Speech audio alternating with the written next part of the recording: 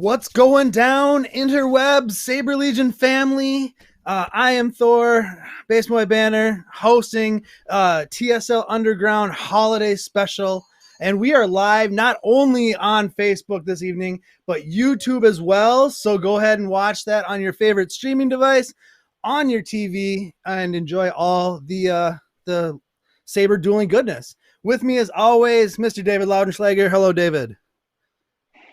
Hello, Thor. Hello, everybody. Hello, TSL. I'm really excited that we can stream across these platforms. We're using a new service called Restream. So even if someone comments on Facebook, you will see it on YouTube. It won't work the other way around, but you can watch it on whatever device works best for you. So watch it, put it up on your TV, and enjoy the holiday special. Technology. And joining us, our special guest for edition number 4, Mr. Jared Graham. Maximum effort. Just kidding. Minimum effort. That's right. You all showed up on the naughty list, and I am your piece of coal for this particular live stream. I'm so happy to be here. Thank you for inviting me, and we're going to have some fun. I've been on the naughty list this since evening. 1983, so nothing. Hey, listen, let's look at these ugly sweaters that everybody's got on. What are you wearing, Thor? I'm representing sports ball. My Minnesota Vikings. I'm a big sports ball guy, so you know, sports ball. Nice, David. To you. What do you got on? To What do you, you sir. got on there, Mr. David Laudenschlager? So I have a space. It's kind of NASA. Let's see if I can get that in the screen better. Yep. No, it's You can see beautiful. there's It's a like Curiosity Pathfinder rover. and all. Yep. Yeah. Or Curiosity. Thank you. I was thinking Pathfinder, but Nice. nope. Yeah. And of course, so got that. I got to rock obviously, rock right? the You Deadpool. kind of have to. You kind of have to have that. Merry drunk on Got Christmas. the ugly chimichangas happening. Yeah, we're killing it. We are killing it. Well, we have 5 matches on the docket this evening. So just like last one, it's going to be a jam-packed goodness. 6. I was just informed we have 6 fights on the docket. We just got an extra one. It's an extra gift. It's an extra gift that just showed up in the mail. So perfect. Great. So Jared, you've been watching the underground stuff. This is your first time being on with me and David, but you've been watching it. You're heavily involved behind the scenes, as obviously as you have been for a long time. What have you been seeing out of underground that you've loved, and what made you really excited to come and actually announce it with me and David this evening? Oh, I think the coolest thing about Underground is the platform for folks who may not necessarily get to travel, to be on a poster, to be on a fight card, to be on video, and to generate this content during the time of COVID. And it's worth mentioning too, before we start, that all of these are pre-recorded, and they were recorded under safe conditions. Usually, if possible, with folks that were from the same household, and they were recorded during times when that particular area or that particular state was at a low numbers COVID rate and had been allowed to reopen. So it's important that we say these are not live fights. These are not happening in front of you. These were recorded safely previously just for this broadcast. A lot of them months ago, honestly. So Yeah, so I think we have fights going all the way back to end of July. Yeah. So yeah, like Saber Legion's always been during this whole COVID time, you know, safety is our number one priority, keeping people safe, keeping our fighters, our directors, our line judges, everybody, scorekeepers, you know, everybody safe. And these were all shot, like the guy said, well in advance. But Jared, your state is heavily represented, as has it been, you know, throughout, I'd say. You know, you fought yourself in the opening edition of TSL Underground. But we got 3 Florida fights. Am I correct on that? Tonight, yes, I think that's right. 3 Florida fights. Yeah, we had a break in our major COVID numbers a few months ago, and man, our fighters were coming out of the woodwork. They all wanted to get their shots. So yeah. So what can you tell me about tonight's fighters? What should we be on the lookout for? What should we be you know, give us a little sprinkle taste before we get into our opening match. Well, so I was present for some of these fights, but not all of them. So Okay. I can't give you spoilers necessarily for all of them. But the Aguilar versus Bragel fight that's going to come up, that's our opener. And Bragel is a Eskrima fighter, and so he is used to training with two sabers at the same time. Yeah, that's what I said. Thanks. And and so that's going to be interesting to see him opposite Mario Aguilar, but who was taught by Eric Rimbliss, who was taught by Mark Carrico in ancient Spanish car antenna wiggling. So that's definitely a set of techniques. Yeah. And then we got Martinez versus Pumphrey. This one is the roommate battle. This is going to be, these guys are living together, and they have in times of non-COVID, they have trained together at the same sword school, and so they know each other's tricks. And so basically, it's going to be who wins this one doesn't have to do dishes for a month, I believe. What I was told. A little sideways. But we have a Floridian import, the former Wampa Elizabeth Bratz versus a homegrown Floridian Tiffiny Hagan, and that one I'm really looking forward to. I didn't see this one, but I heard that it is a dagger match. So I think I had the one or pleasure both of of the actually fighters are going to be editing using that fight. So, and the nice thing about that fight is I got to edit it twice. So, but that's another story for another time. Yes. So yeah, I'm pumped. As always, we get to do these. I look forward to these since literally as soon as we end a session, I cannot wait to get on to the next session because these are just so much fun. So since Jared already previewed it for us, let's bring up Mr. Bragel's fight card and we'll get into this first match. Standing 5'2", comfortably fluffy, 62.5 reach. He was 13-0 in his amateur boxing career with 9 knockouts. I thought that was very impressive. Favorite saber is the My Persuader by Kisa Saber? Key Saber? Key Saber? No, messed it. Or Ing Thank Chow. you. There we go. They used to be Ing Chow. They're now Key. Awesome. All right, and he's going up against... Well, little known fact about Mike Bragel before we leave, he actually collects vintage weed eaters. So big pile of weed eaters in his garage from 1950s and 60s, some from the 40s. It's pretty impressive. Nuggets like that are exactly why I bring Jared Graham onto these shows. He is going up against Super Mario Aguilar, standing 5'6", 200 pounds, 65-inch reach, 2 years custom saber experience, 4 years in Saber Legion, and he fights with a Saber Forge Ronin, or at least that's his favorite saber. He does, and he's very humble about this, but he would never tell you on his fight card. But he's an avid swimmer, and he can actually hold his breath for up to 17 minutes. Wow, that is impressive. That's underwater 17 minutes, or just 17 minutes. Above That's water. right. That's Navy SEAL level breath holding. Facts. Those are facts. Okay. All right. Mr. Joe, send us over to Florida. Ooh, feel like chill in the air. All right, here we go. Mike Bragel, our red fighter. Mario Aguilar, our blue fighter. Director Melody directing for us. Bragel's in the Beavis mask and the light blue t-shirt, and Mario is in the blue mask with the black shorts. Red takes the opening point of the match. Coming around that defense to strike that right shoulder. But Mario pushes him down and goes after the wrist to tie it up. We're knotted up at 1.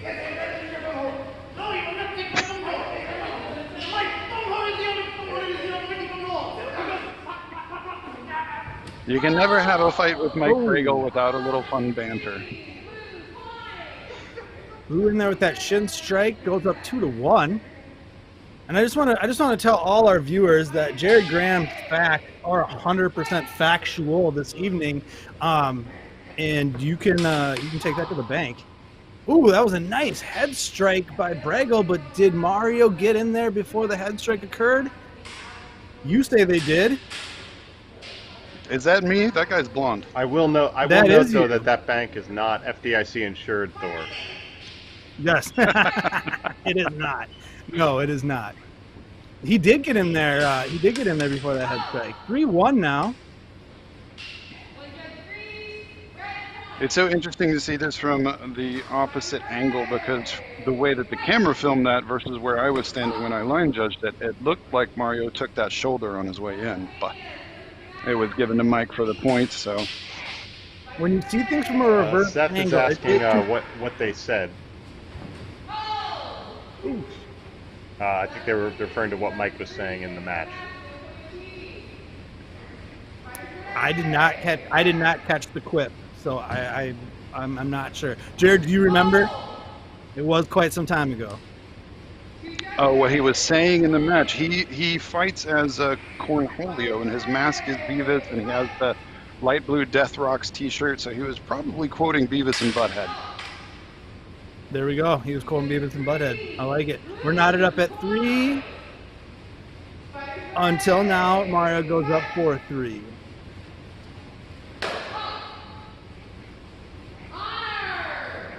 Mario going for that reach to the leg, but it exposes his head on the way in, and Mike capitalized on it. Mario up 5-3 now, switching sides.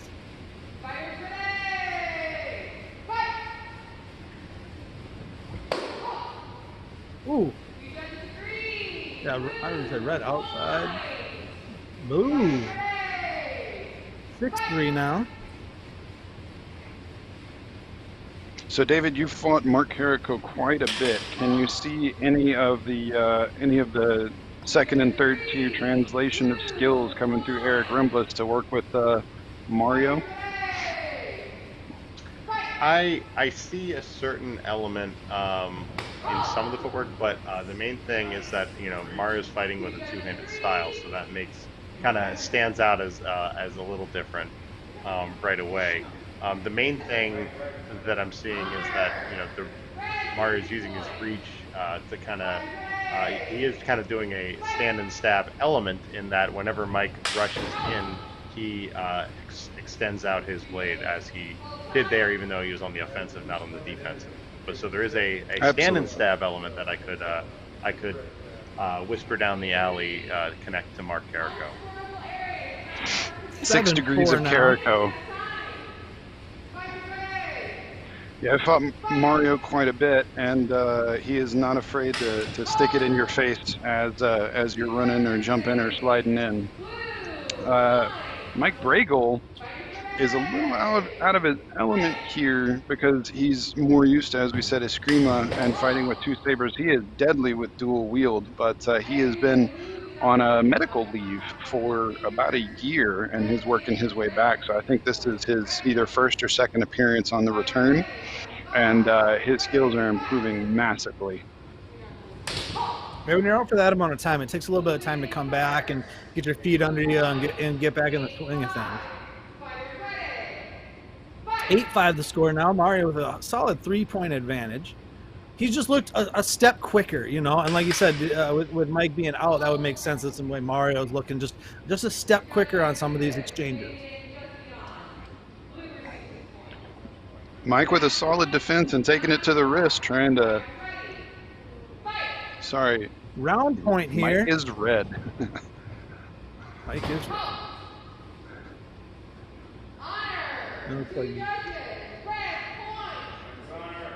Oh, red got the point. Stays alive.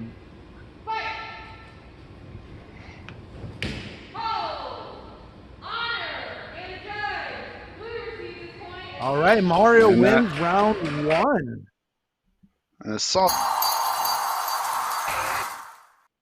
Oh, blow back over to the announcer desk. So that was a solid round 1. Mario looking good, like we were saying, a little bit of that stand and stab, a little bit of the, a little bit of that style, the Carrico Rimbless Aguilar connection. So, what else did you guys see? What I saw there is sorry. There's that delay, I never know. But anyway, what I saw there with Mike is some of his attacks and moving in was chasing Mario's blade a little bit too much. And if Mario's just going to stick the blade out, he's chasing it right into his body and not going for Mario's body as well to try to get that hit in first. So that's something that can happen when you kind of get locked in the wrong way, into the wrong maneuvers, and you're suddenly chasing their blade thinking like, I got to get it out of the way. But in reality, you just need to be first, or even when he has the time on it, he's not. He's going for that blade, which gives Mario time to react. So that's kind of the tempo that I was seeing in that first round. Absolutely. Yeah. And Jared, as a dual exotics expert, Mike is used to having that left-handed saber somewhat shorter to knock the blade out of the way as he comes in with the strike with the longer right-handed saber. And so not having that defense and having to work both defense and offense with a single saber. But he has given as good as he got. It's 10-6 is a solid offering. So let's see what happens in the next round. All right, let's shoot over to round 2. Joe, take it away.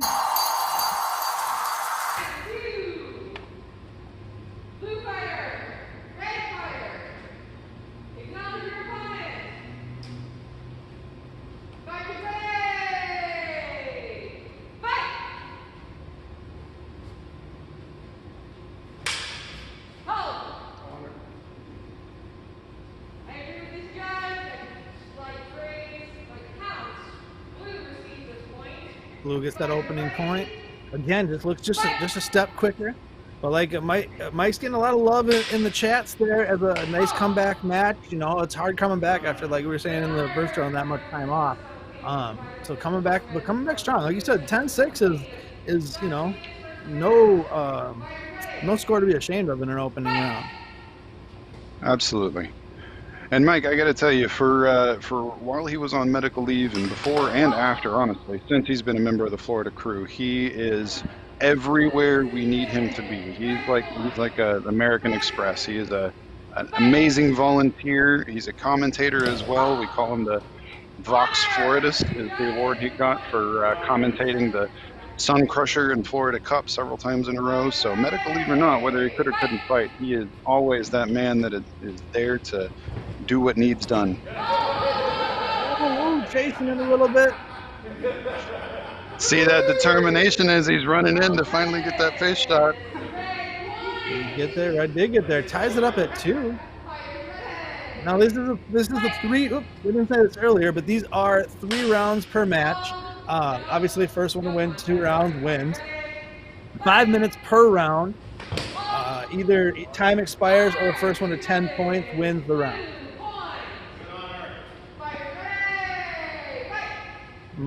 Super Mario up 3-2 now.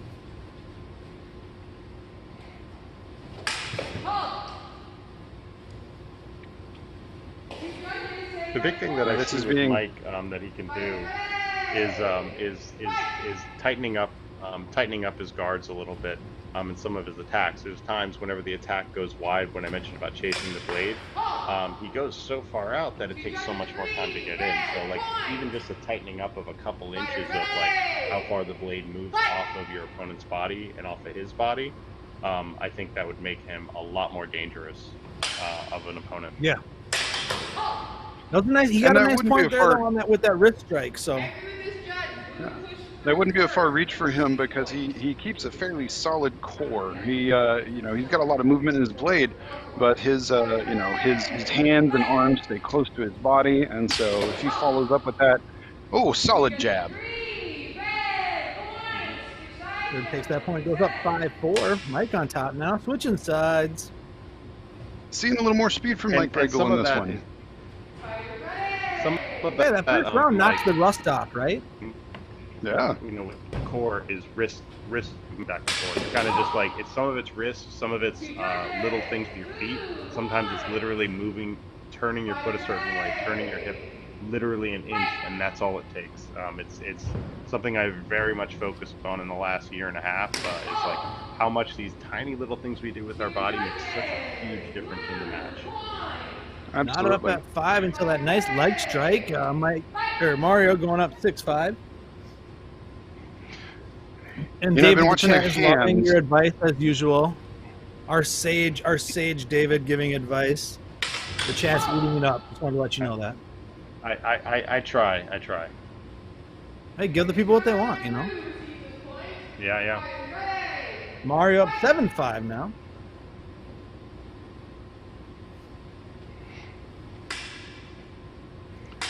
I want to give a shout out to, we've got about 40 people watching the live stream on just Facebook, and I have no idea how many more are on YouTube, but we want to welcome everybody. About 14 on YouTube. You know, we definitely, nice most of our social is there on YouTube.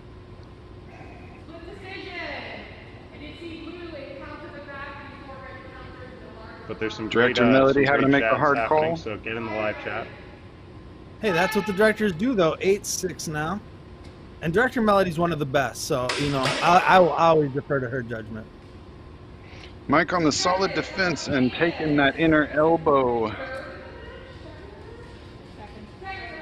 One thing that Mario's doing that I'm seeing is sometimes when he's moving in, he's leaning his head forward, which is obviously a common thing we kind of all do, especially when we get really excited and we want to get, you know, as close as possible. But it is opening him up to some of those head stabs that Mike is getting in. So if Absolutely. we're translating down to Mark Carrico, to Eric Rimbliss, to Mario, you know, someone can, you know, work on that part as getting that head back, getting that more upright stance, and that will help. It's just you want to make sure the closest target is the smallest target, and that's usually your hands. And we have moved into sudden death. That's time, Sudden right? death. So this is the final exchange, and at 8-8, the next point wins. Mike needs this point for the match to keep going. If Mario gets this point, the match is over. He has won round 1 and round 2, which will give him the match. I see Mario's been in low guard a lot this match. It was weird to see him drop down for sudden death to that low guard. But he got the point anyway and took the match. That's funny. Well done. Funny. Nice. Winner of round 2, winner of the match. Way to go, Mario. That was a nice showing. That was a nice outing.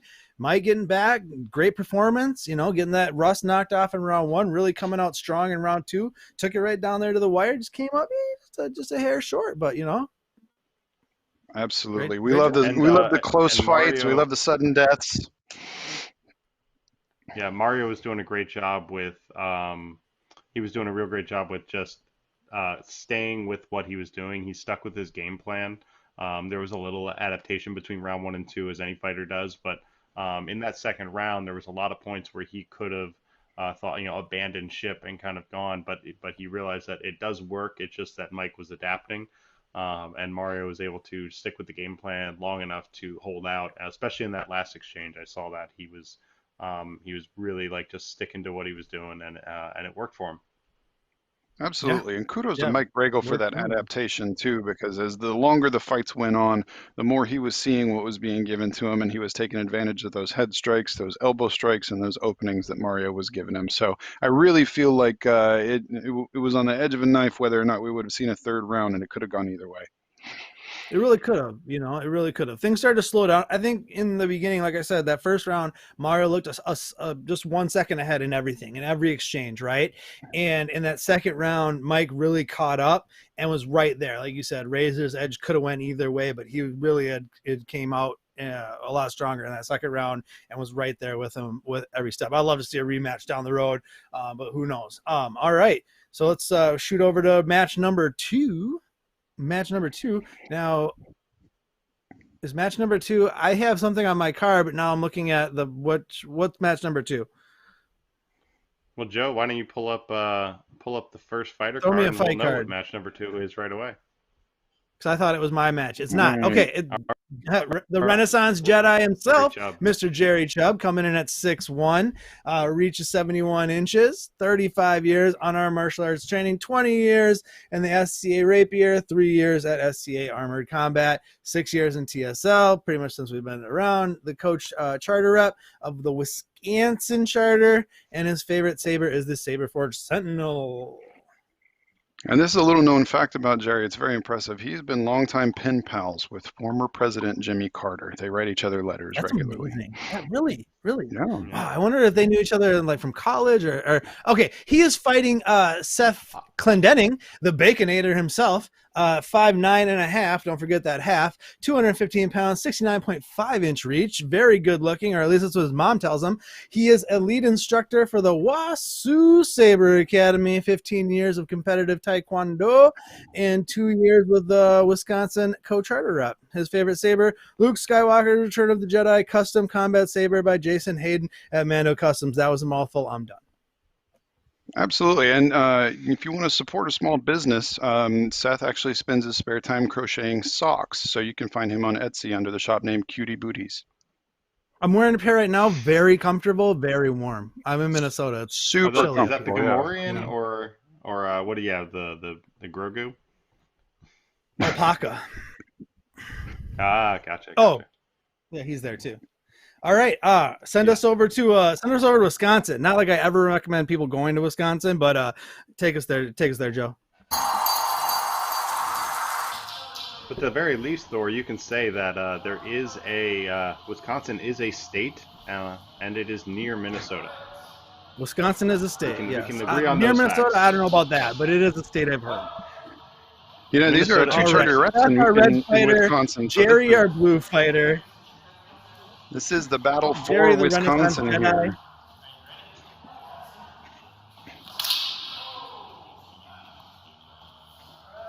The loser has to move to the Upper Peninsula of Michigan. Oh man, become a Youper? No, thank you. All right, Seth goes up 1-0 real quick.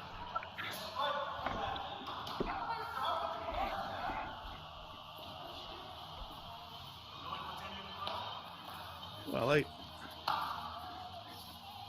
I'm interested in Jerry's armor. He looks like he's wearing some sort of gambeson or flowy shirt over his over top, armor. yeah. No. He's the Renaissance Jedi, so Yeah, it's a unique look. We have a couple fighters out here in Northern California that do that wear kind of the fancy stuff over top of their armor. Carl Thalen, I think he came in second in the 50 plus at TSL 4. He commonly dresses in a full fancy steampunk suit over top, even with the top hat if he so needed. Now the danger of that though is if you get hit on the clothes, that could still be points against you. Correct. Absolutely. And we got some quick swings happening here. Jerry went for one overhead a minute ago, and it bent. You could see the curve of the saber on impact. That was very impressive. Okay, I give Wisconsin people, you have more Super Bowl rings than us Minnesotans. We have 0. All right, I give. Ooh. Oh, they pounded me into submission real quick on that one. I was going to say that too. I've noticed in the opening few points, they are very forceful. 4-1. Minnesota Gophers and the Wisconsin Badgers are both awful this year. In addition to my alma mater, Penn State. So it's all good. We're all horrible. People are not here for football talk, David. Looked like a wide swing with Seth that hit what looked like the toe, and that's what Jerry's indicating. So let's see what the director says.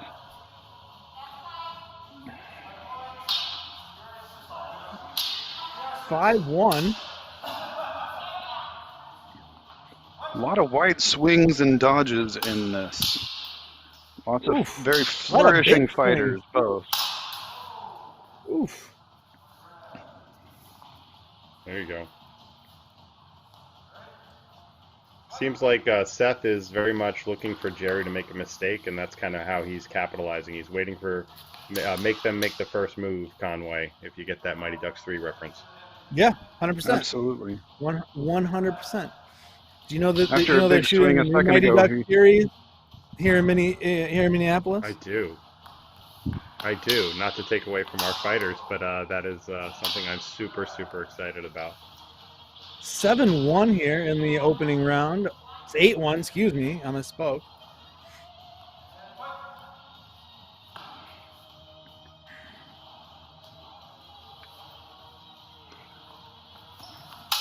Seth switching from high guard to a a no reverse hurry guard. to make a move. He is more than happy to sit back and let Jerry kind of come to him. That thrust went into the top of the wrist. It looked that like. Advantage, that's all you need to do. When you have a lead, that's the way to work it. You can play the prevent for a little while before you need to change the strategy, save your energy, right, make them work. especially like you said, with a wide margin. There you go. Round 1's over.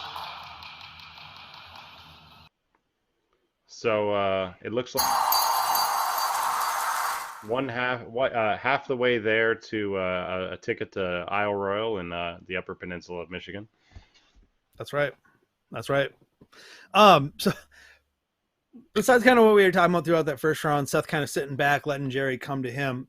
What did you two see in those exchanges? To me, I've watched Jerry fight a lot, and first at TSL 2, I think was the first time I watched Jerry fight.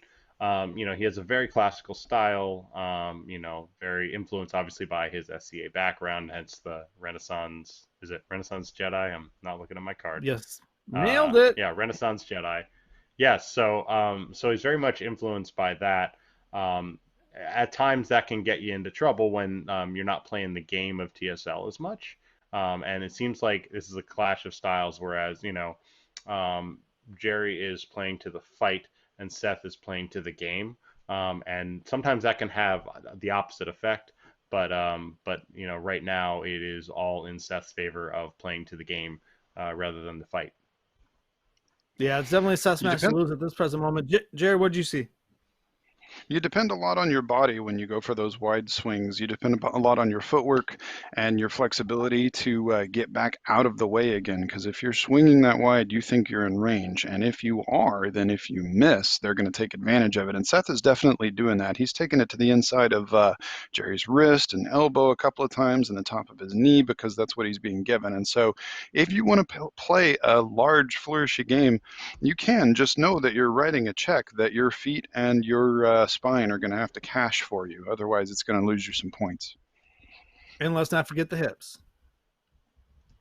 Absolutely the hips. All right, Joe, send us over round 2.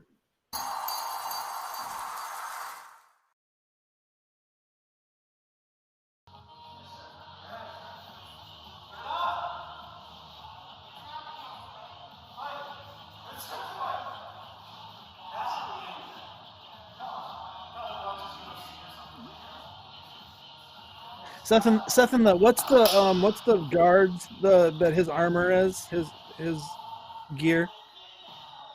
Gamorrean. He's a Gamorrean guard, the green pig guards from I think Return of the Jedi and Jabba's Palace, or no, Empire Strikes Back and Jabba's Palace. Nope, Return of the Jedi. It's a Return when they drop him down to fight the Rancor, right? That's right. Where he falls down with Luke. Bam, nailed it. Seth up quick 1-0 early in round 2. Ooh. Yeah, if you have the one hand and you have a lot of open body to swing at there for Jerry with that one hand. You're giving Seth a giant target to swing at, and he took advantage. He's up 2-0. He's reaching out and showing him his full range, and so all Seth has to do is manage that range that he's been given. And I'm not 100% certain, but it looks like Jerry, I don't know if Jerry is running full length. I'm not 100% certain about that, but we know that with having a Mando core and and everything, typically you're going to be rocking that at full length because it's a very light saber. Oh yeah, that's unintended. Full. Look at when he holds that thing up. Come on, that thing. Yeah, that's full. 100%. It might be. I don't know. In certain angles, I see it. It might be like an inch or two short. Seth has taken some risks here too by having that high guard on the back side. He goes into that as his default, and that gives you access if you're fast enough to take it to work that forward-facing elbow and shoulder. So if Jerry took advantage of that. You get that elbow shoulder quick because it takes that's a long movement from up top by your shoulder to out in front of you. I mean, that's seconds. A lot of people don't have the. I don't know. Like you're saying, that high back guard would be it's a risky venture for sure. But it is on top of that, Jerry has a little bit of height on him, so that's going to create a problem where he can actually cut him off faster because Seth has just even that little 2-inch difference in their height can make that much of a difference depending on the angle. So it's just a matter of focusing. I think Jerry needs to pick his shot. He needs to just basically be less cautious. I think what he's doing is looking for the defensive scenario to defend himself before, but he really just needs to just get in there and make the press the attack. That was a quick forearm strike. Goes up 6-2. Oh, I think Jerry got in there though. I saw a leg. Saw a little thigh tap. Oh, I guess I didn't see it clearly. Seth got that point too. 7-2. Jeesh.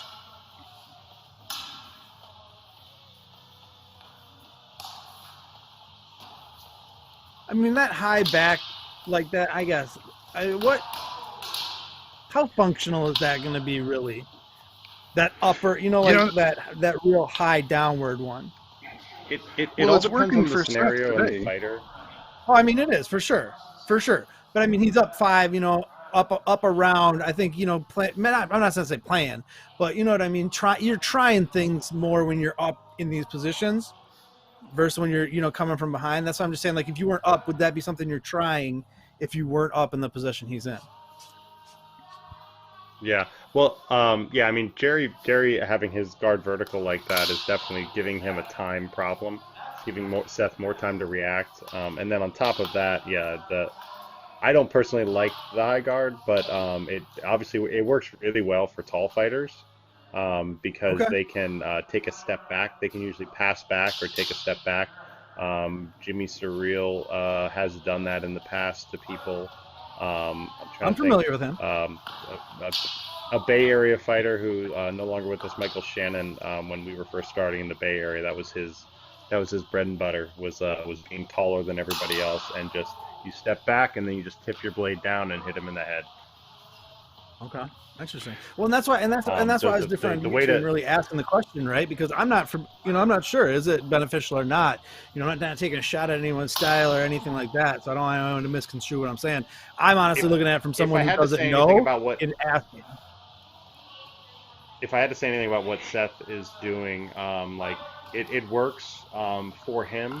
Now, I will say a little bit in that specific guard, your elbows are exposed. So if someone can lure you into a striking distance, or potentially a lunging distance with like a one-handed fighter who can really get a good range, like let's just say Mark, because Mark has sniper-like ability with that. So he can quickly get in and just tag the elbow because you've made the elbow the closest target. Okay, understood. 9-4 here. Good honor by Seth. Jerry stays alive. Solid offer to the arm. But it is match point here. Seth up 1 round to 0. So if he gets a point, he will win the round and the match.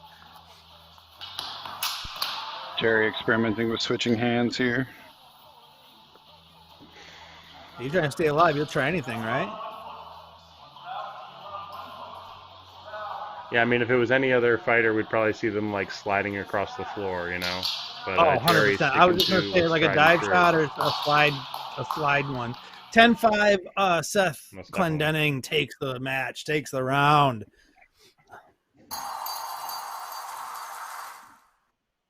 Now, regardless of what that score said in both those rounds, that was, I think, a better fight than the score would lead you to believe if you just watched it and just saw the score. You know what I mean? Seth had something working for him, and he just kind of went to that hole repeatedly, which any fighter is going to do in that position, right? If you have something that's working to that ability, you keep going to it, you keep going to it, you keep going to it until it doesn't work, But yeah, bait more than anything else. Yeah, I saw that. Yep. Yeah, the chat is talking a little bit about the tapping on the ground, and we saw that too. And Seth was saying that was bait. But I got to talk about Jerry for a minute. There was a lot of really. I talked earlier about writing checks for your body to catch as far as the dodges and being on the back foot. There were some very impressive dodges, and Jerry moves very, very well. And there was a lot of times that he completely got out of the way. Now, if he could just then, and it's hard to do this on the back foot and on the retreat, but if he could just then turn that into a riposte, I guess, David, would be the correct. If he could turn it into a strike after making Seth miss, that would have earned him several more points over the course of the match. Right. Yeah, I don't know I'm not an expert in fencing terminology. I think technically on dodge, it would be like just a counter. But I believe with the riposte, there's usually some form of parry associated with it. But I'm probably 100% wrong, and there's going to be like 7, 8 fencing people that are going to correct me because I don't do sport fencing or Olympic fencing. So, but yeah, no, he was doing a great job of that. I think what I would say with Jerry is because like Jerry doesn't necessarily have the speed, so his advantage is in his understanding of distance and the time. So what he would need to do to win that, and because they probably fight all the time, there's they go back and forth with it, which I know happens when you're dual reps and you're fighting all the time, and like some matches you're awful and some matches you're great and some matches it's like the best match back and forth that you've ever seen.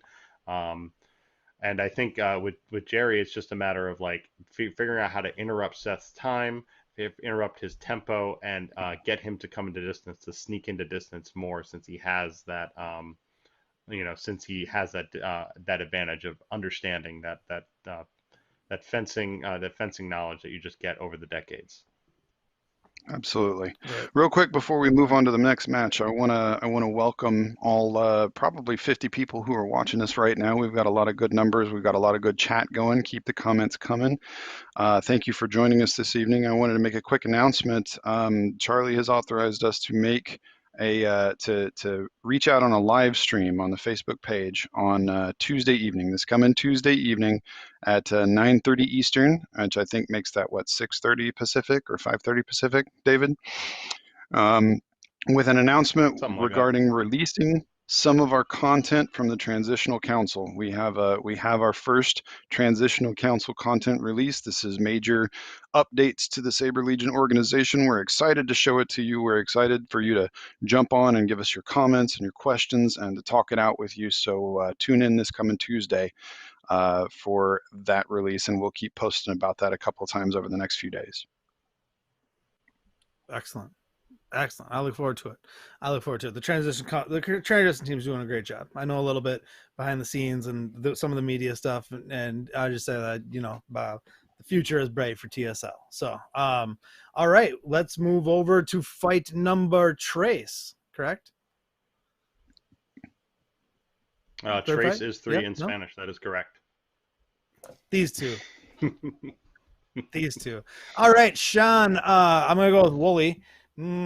Yeah, 6'1", 75-inch reach. That's a long reach. 3 years in TSL, 12 years wrestling, professional wrestling, or what kind of? I'm curious. Strongman competitor. Shawn is a professional wrestler. Yeah. No. Are we talking professional wrestling? Like my professional wrestling? We're talking like wrestling, yes. Like Kurt Angle winning gold medal wrestling. ProWrestlingTees.com/Corey Kerr. Yeah.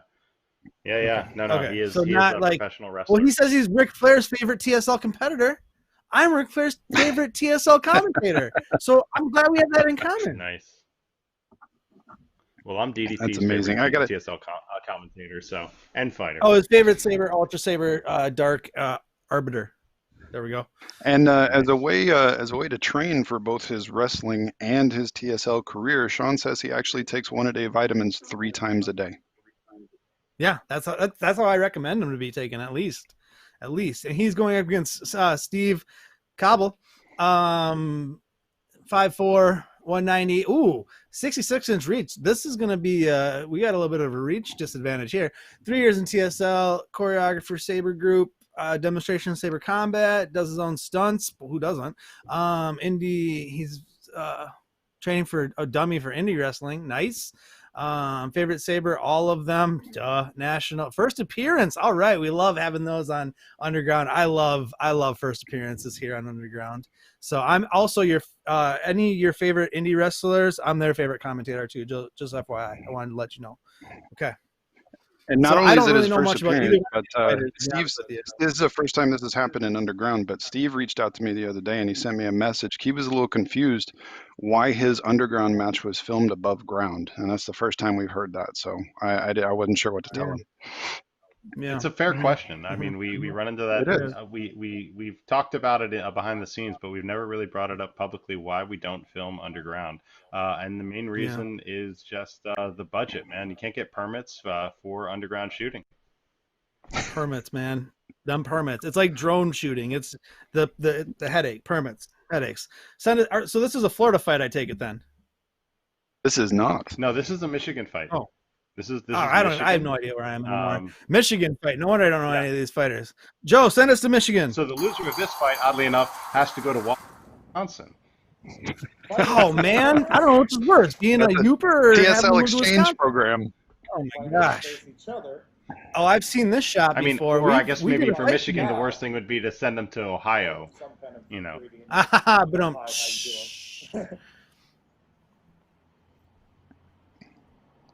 But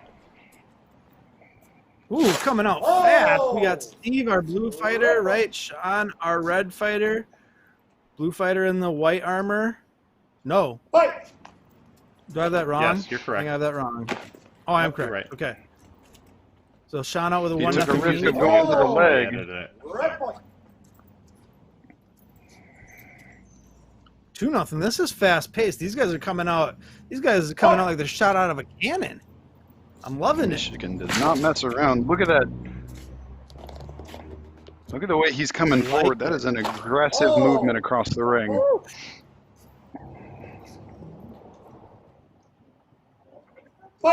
I know the Charging Turtle is somewhere proud right now, seeing these gentlemen come out just barreling at each other. I love it. I love it. It's even similar to Charlie's armor a little bit with the white. A little bit. It reminds me of a mix of if you took Charlie's armor and Jacob's armor and you smash them together, that's that white armor. Yes. And is that's Shawn Wooley in the white, correct? Shawn Wooley. No, that is Cobble. That's You're Cobble. right. That's Cobble. Steve Cobble. Yep. Steve has 3 times now taken the risk of going to the leg and risking getting hit in the head on the way in, and it has paid off for him once. Let's see if he speeds it up.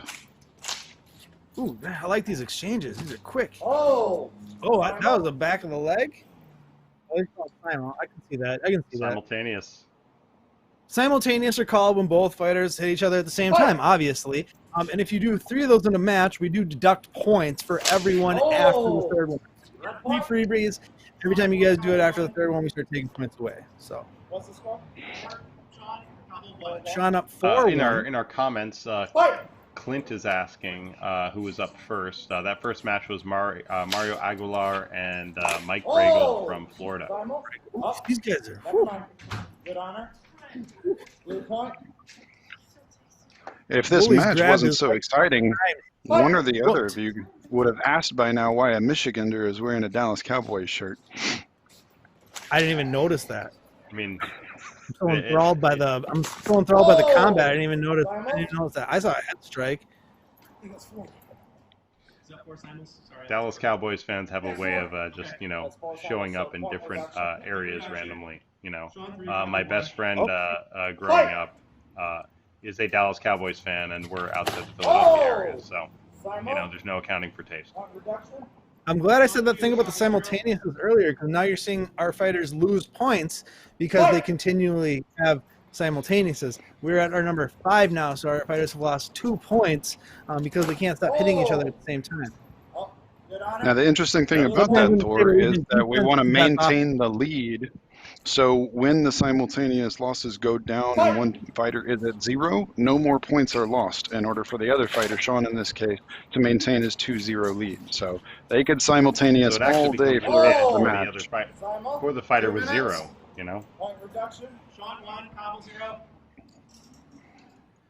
Fight. 1-0.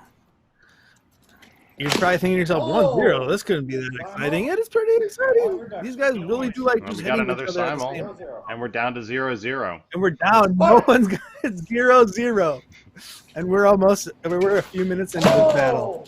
Oh, that was a nice. That was a sweet disarm. I haven't seen a good disarm like that. That's the first one I can remember like that on here. Not right now, not right now.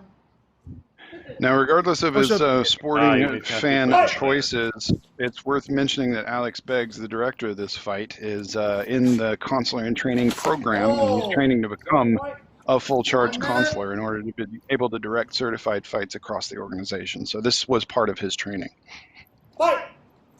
Mr. Cobble continues to go for that leg, and it has not helped him nary a bit, I would say, in this match. But it is 2-1, so. Sir. Whoa. Sir. Sir. Whoa. Your opponent. Okay. That was playful. I'm gonna say that was playful. 30 seconds. That looks like some heel personality coming out of his wrestling career with Oh, the that was slide nice. and the jump nice. over. He hit him in the But he didn't back get of the head, not the back of the head. It was a legal score. He hit him in the shoulder where he jumped over him as he went, man, over the sliding competitor. That was great. I love that.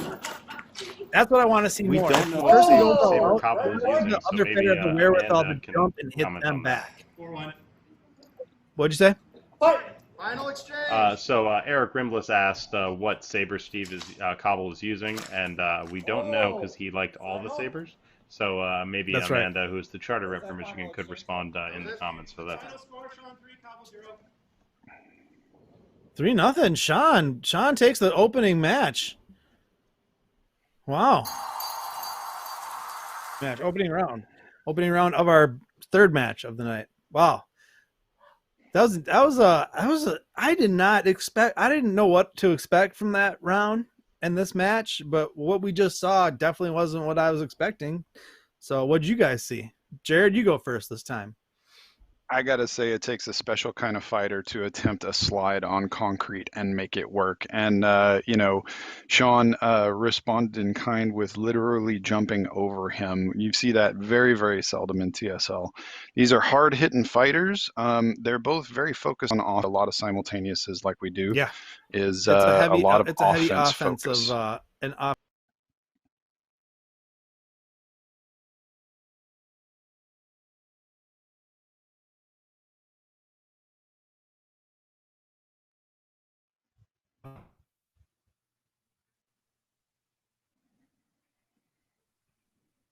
We're back.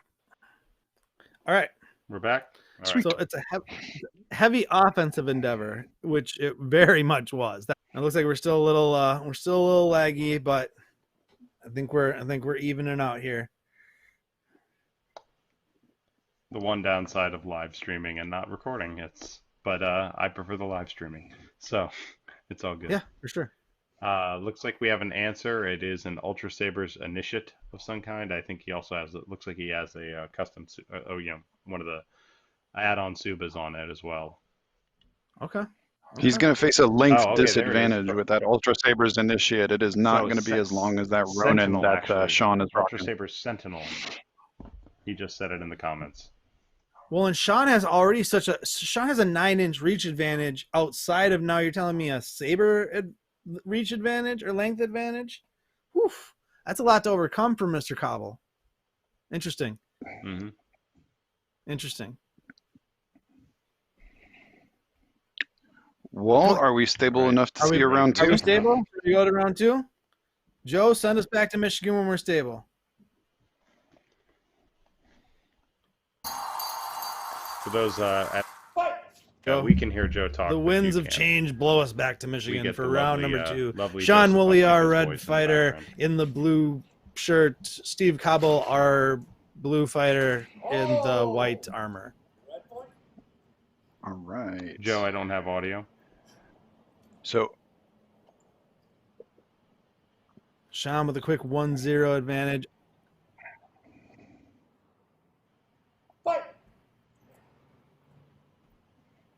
there we go. We got the fight audio back.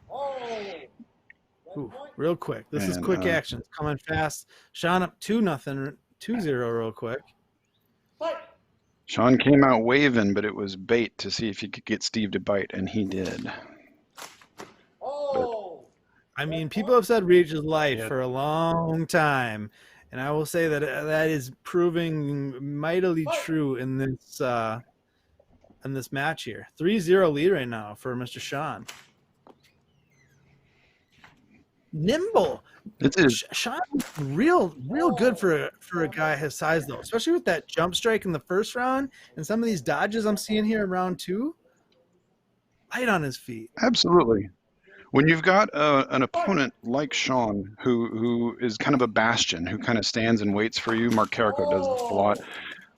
Another disarm. It got wrapped up in Shawn's arm and pulled it right out of Steve's hand. So Steve has to compensate by being very aggressive. No, sorry. Finish, Jared. No, yeah, go ahead. Steve has to compensate for that tactic by being very aggressive and nimble and dancing around him. Oh! Oof. Red point. 4-0 now. 5-0. Looks Someone like was we have asking, a, we have someone watching for the first time asking about the rules. These are 3 5-minute rounds, 1 point per exchange, first one to 10 points, and 2 rounds wins the match. These were filmed back as late as, or as early as July, but none of them were filmed anytime recently. They're all filmed when states that they were filmed in, such as Michigan, as this fight, were much lower numbers than they're in currently. So 6-0 now. Yeah, Shawn is deceptively fast. Yeah. He may not be moving around much with his body.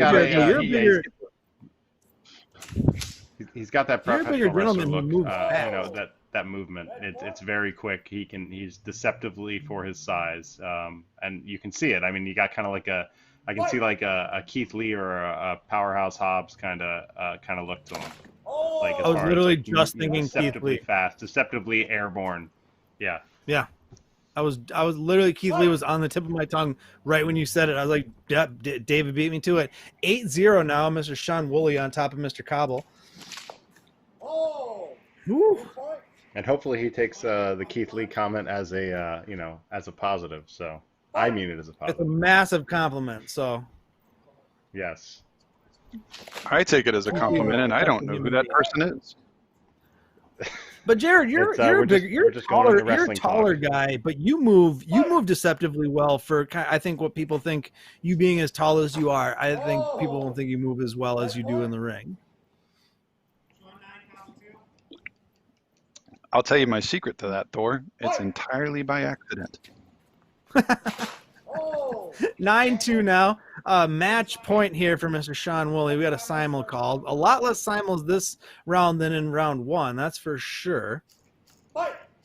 Be honest, Jared. You're just hyped up on caffeine, which is why you can move so quickly. Caffeine and the joy of life. 7-0 now. Shawn Wooley firmly on top here. You had to say something about the simultaneous Thor, and then they got one. I did. There we go. Blue ain't going down though. Blue is not. I mean, Blue is fighting from behind, but he keeps battling and keeps battling, keeps going for that leg. Rarely he's getting it, but man, it got him 1 point there. That's an example of keeping it in the rear guard and the risk of rear guard. Somebody will chew up your elbows and knees if you give it to them.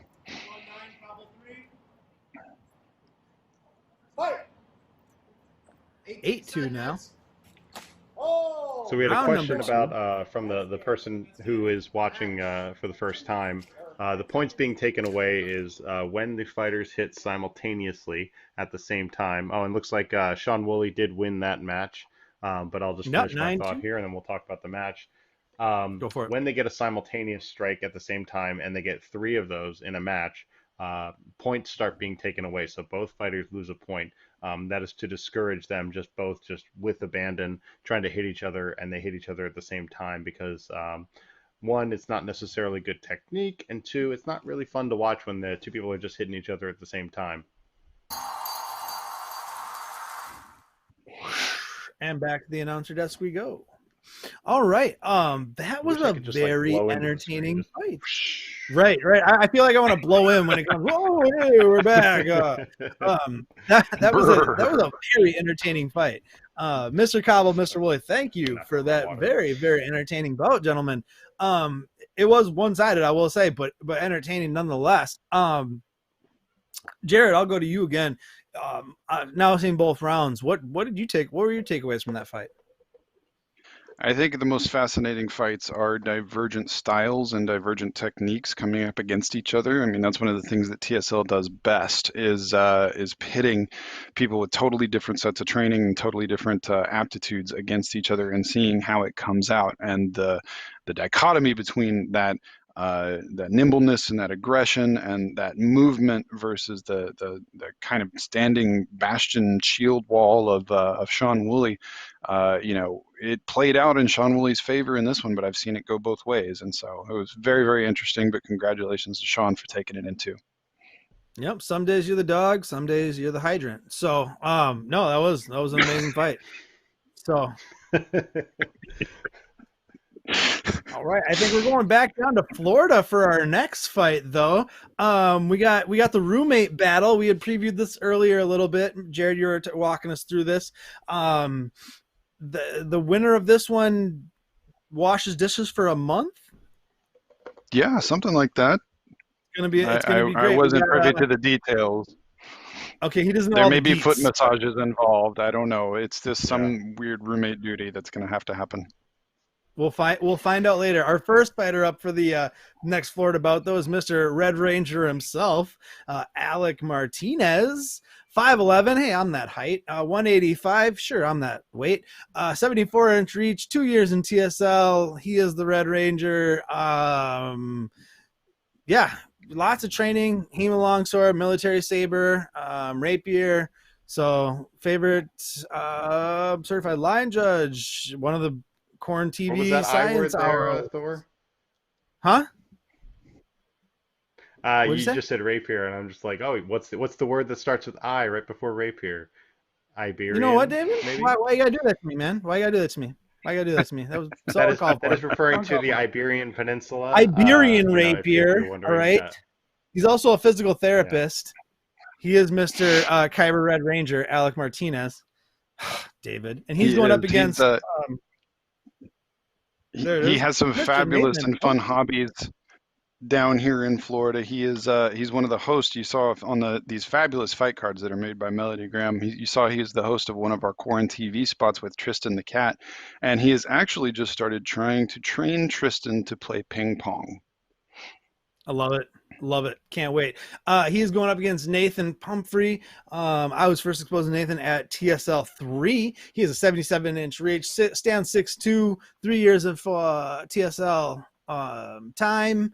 He's training sword master club instructor, fencing academy, lots of stuff. Favorite saber, the custom-made lime green starfall saber named Neo, like the one from the Matrix.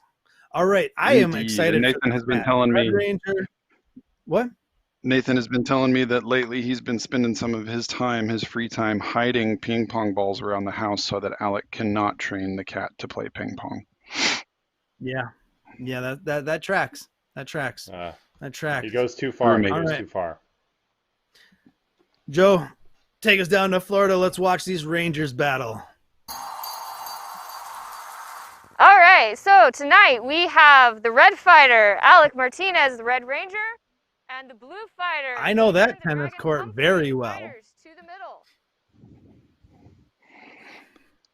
Voice of Tiffiny Hagan, a full charge consular down here in Florida, directing the match. Nathan, our blue fighter in black and white. Are you ready? Alec, our red fighter in black and red. And we're off. Like Jared was saying earlier in the fight, these two gentlemen are roommates, very familiar with each other, both been in Florida for quite some time, training and being very active members of the Florida Charter. Hold. Nathan is my co-charter rep down here. That is first of the match. Fighters, are you ready? Fight. This one's going to be a chess match. I would not be surprised if we saw lots of simultaneouses because these guys have fought each other so often. They know each other's moves. They got to pull something out interesting and different. Hold. Or wait for the other to make a mistake. First. So, point blue. Fighters, are you ready? Blue goes up 1-0. Fight. In the opening round of our fourth match of the evening.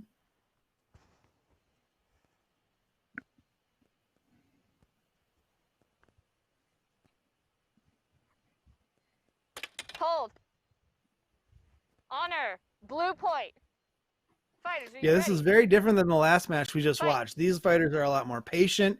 They're you don't see just going full head of steam at each other.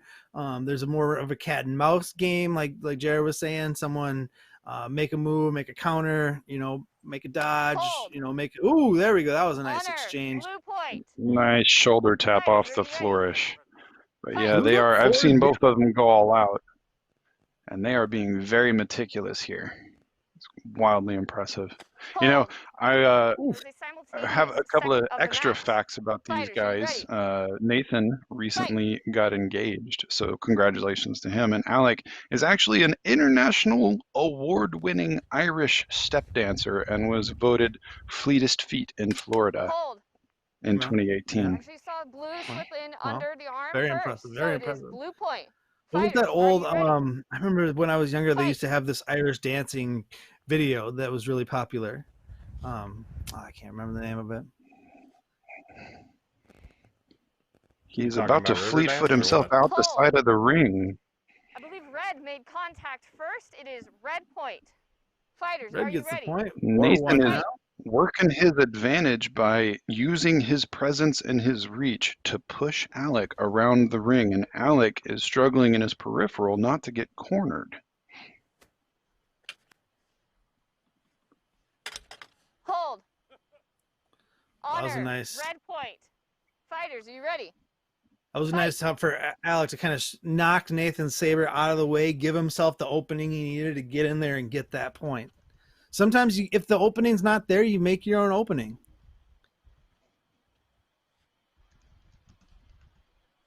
Hold.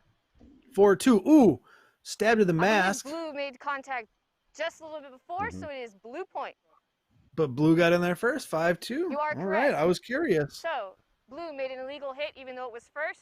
Red made contact. It is red's point. Fighters, are you ready? Fight. Great explanation there by the directors. Red gets the point because blue hit a unscorable area. So now it's 3-4. Got a comment in the on the live stream. Is Consular Tiffiny wearing elf ears? The answer to that, not just red tonight, point. But just fighters, in general, is usually yes. Fight. 4-4. Things have tightened here. We were once at 4-0. We've now tightened to 4-4. 1 minute. Again, these two are very familiar with each other. Roommates, friends, obviously.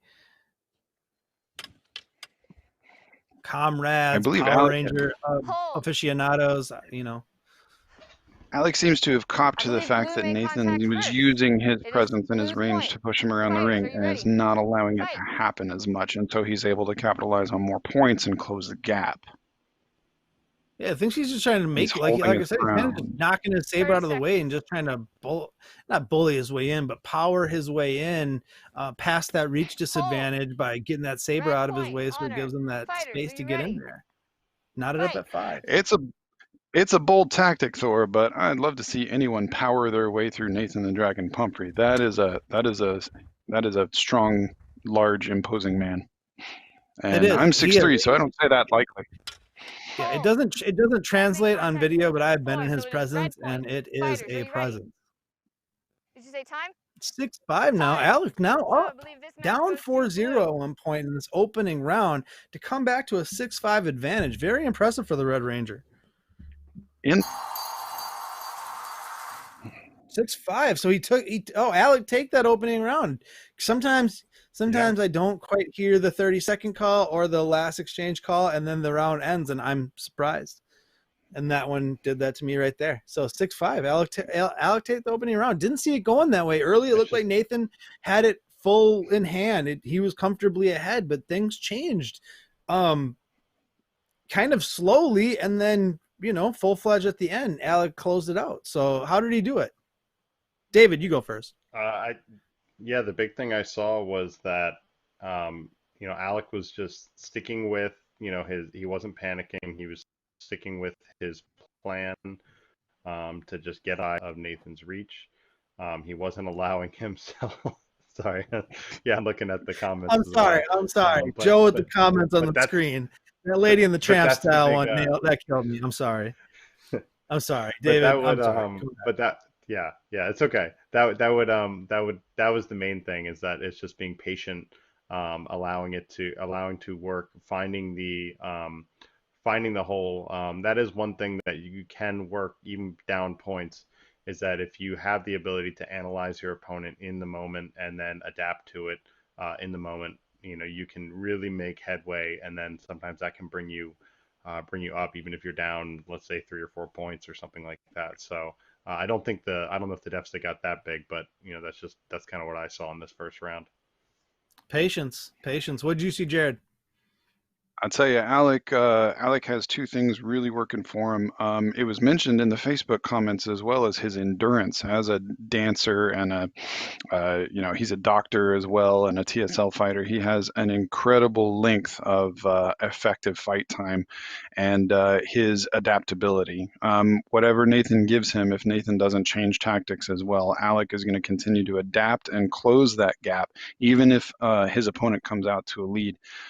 Initially in the fight, Alec is going to adapt and close that gap. But I have seen Nathan leverage his reach and his solidity and his presence and those fast one-handed fencing moves that he has.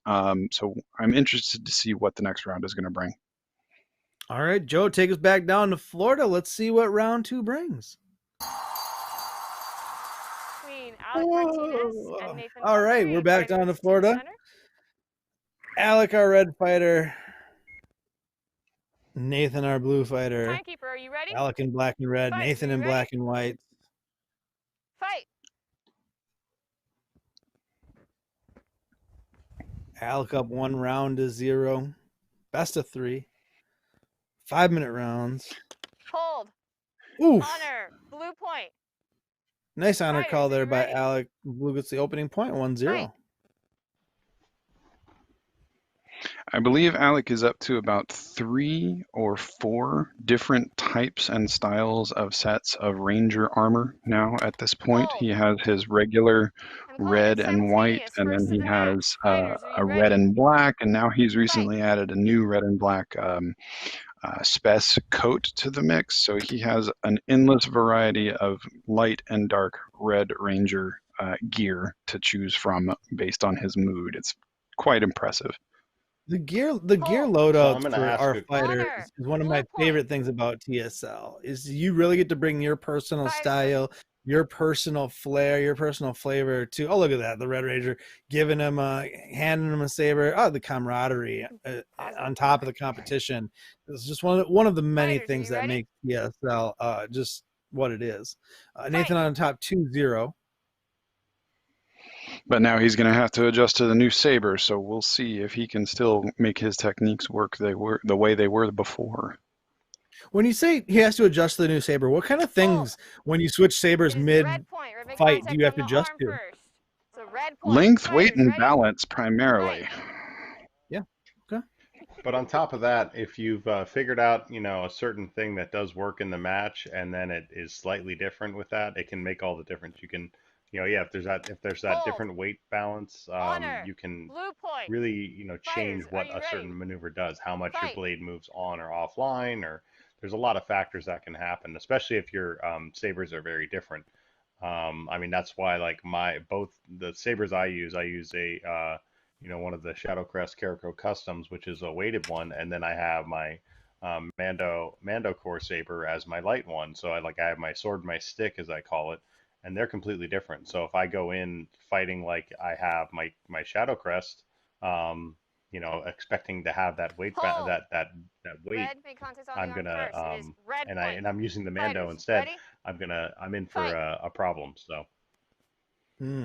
That makes a lot Alec of will sense. do this technique where 3 he here. kneels down into the, we saw just a second ago while David was talking, he kneels down and takes a very, very low stance, and you expect that his ability to pop up out of that and become effective with his striking. It looks defensive. You expect that that's going to slow him down. It does not. That is a trap and a lie, and he was not named the fleetest feet in Florida for nothing. Hold. Oh, It is nice red exchange there, but you saw Alec Fighters, just are you ready? graze the wrist at Fight. the end to knot it up at 3. Fantastic exchange on that last one. The big thing with Alex also is, Hold. with That his, is blue point and physical honor. therapy background, his Fighters, dancing are you ready? background, just all of those Fight. physical elements, he has just a tremendous understanding of body mechanics. You can literally ask him almost anything about it on his Corn TV show, and he is either knowledgeable or he will get you an incredibly detailed answer very quickly. So You know, I think that's a thing that's going to really help his. It's going to open up what his rise is as far as his ability. He can just keep going up, up, up, up, up, because as he learns new techniques, he can incorporate his knowledge of body mechanics into it. So simultaneous second in the match. Can you pause the timer? I heard it fly that way. Pausing for something. I think I see it, but we'll come back to that. I believe we had a blade. I think somebody lost a piece of Saber, Tip, maybe a tip or. Timekeeper, are you ready? 3-4 here. Fighters, are you ready? Excellent ring control by Consular Tiffiny. All right, blue is up. Fight. Now in the last match, Alec was able to overcome his deficit and pull it out in the last few minutes. So we got a little tip tap. One-handed 1 minute Iberian rapier saber style. All right. So I think that's one thing that works to his advantage is that he kind of lulls Nathan into a certain style and then he changes it. I know some of that is also they fight each other all the time, so they know all their different styles, but that can be an effective strategy to completely change the style, you know, almost like a boxer switching from right-handed to southpaw. 5-3, Nathan with a 2-point advantage here. But like you said, he had a nice advantage in the last one too, but couldn't hold it throughout. 30 seconds. I just heard a 30 seconds. Call 4-5. Alec got that last point.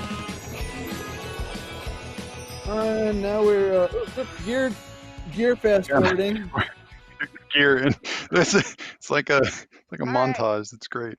It's just quick, you know. You had to get through it quick. This was your edit, right, Thor? All right, you're gonna have to say that louder for me. Nope. Oh, no. I got the next one. Wow. I did Tiffany and Elizabeth. All right, timekeeper, are you ready? What's the time and score? Well, just a brief shout out to Joe. This was producer Joe. Our producers and directors and everybody that spent time taking these fights and cutting them and doing all the research and gathering all the fabulous facts and making the posters and fight cards. There's a lot of background effort that goes into these underground fights to make them look good for you guys. So just want to give a little shout out to everybody who's spent their time and energy on our fabulous hobby. Definitely. Honestly, this doesn't work without all those people. So, you know, thank you so much. And you can see right now with Alex's rapier skill, he's very much keeping Nathan at bay. So he's overcoming that reach deficit by staying at kind of at a, well, I don't know exactly which style, but it's essentially a saber style, like a Hutton saber kind of. But he's very much keeping him at distance. Anytime Nathan reaches in, he tags at the arm, and then Nathan was able to get that point in there because Alex overreached. And he won the round. Nathan's not only that was the final exchange. Nice. Nathan came back and took round number 2. So now we're up at 1 round apiece. All right. Round number 2. Jared, walk us through it. What'd you see?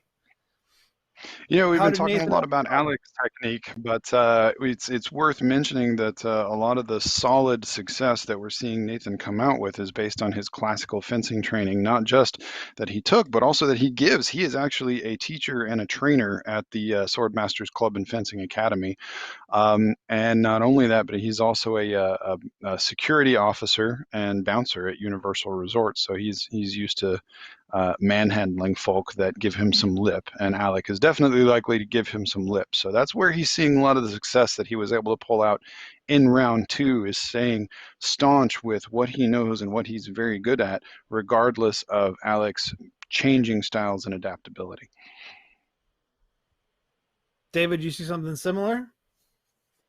Yeah, I mean, it's interesting because this fight, you know, I talked about in the Seth and Jerry fight about, you know, playing to the fight and playing to the game. You know, it seems like both of these fighters are playing the, you know, they very much know that if you leave your arm exposed, you're going to get tagged, and that's playing to the game.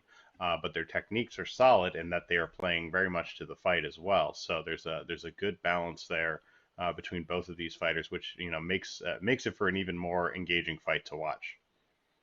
Yep. Red Ranger takes the round 1.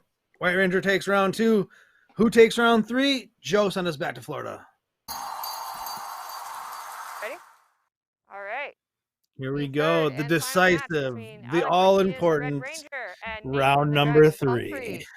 This one's Timekeeper, for are you ready? all the marbles, as they say. Fighters, are you ready? Alec, our red fighter, black and red. Nathan, our blue fighter, white and black.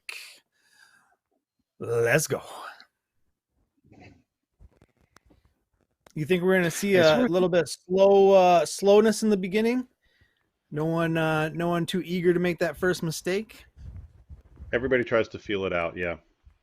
Yeah. Oh, not that last match. Not that last match. Those guys were full steam ahead, round 0.1 to point whatever.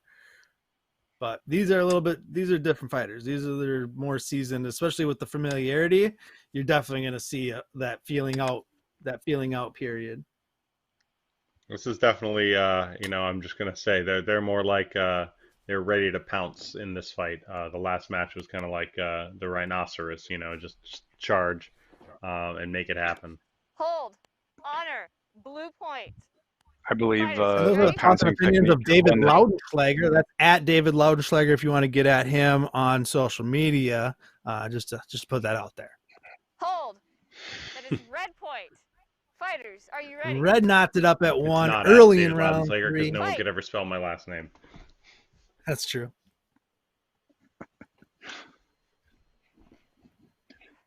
It's worth noting what advantage or disadvantage the lighting has in this match. Fighting in the dark with our lightsabers is always at least a little disorienting to me.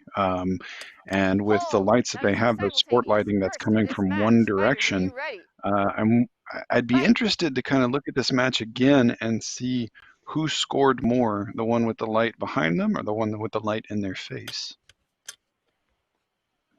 Yeah, that would be an There is a interesting way breakdown. to soft focus if you're fighting. It definitely does affect your depth perception. I run into this issue.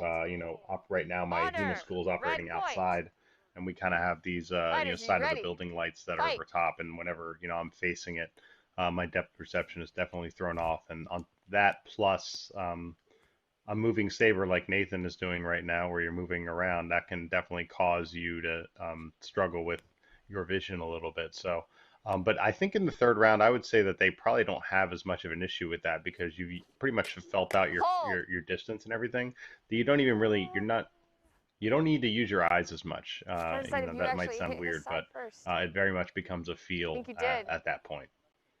If you're Especially doing once, it right. like you're saying, once you get into this third round, you've kind of, the jitters are gone. You've settled into the fight. Fighters, are you ready? Fight. 3-1. Alec with a 2-point. Consular Tiffiny having to make a hard call there about a difficult to see strike by red, but I think she made the right one. Being a director in TSL is not an easy job.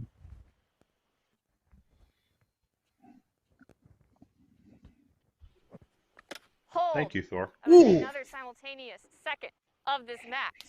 Second Fighters, simultaneous. After the third one, we do start taking points away. Just because we're mean. Several of the comments on Facebook Live talking about the blade control and control of measure. And measure, I think, David, you should define for us what measure means in these fights. Hold. Well, the measure can be can be two different things, but commonly it's just the distance between your opponent. But there's two measures essentially. There's your distance from your opponent, and then there's your weapon's distance from your opponent, and then on top of that, your distance to your opponent's weapon, and and everything from there, and the opponent of you from you get it. So that's the basic but yet super complex version of measure, and it's something that people are constantly working out. 1 minute remaining. And if you're not working, it's something you're working on every day from when you start in the basic level, and you're still working on it even if you're at the top tier, because it just becomes that much more important. That those little micings can make all the difference. Nathan down 3 points with under a minute to go now.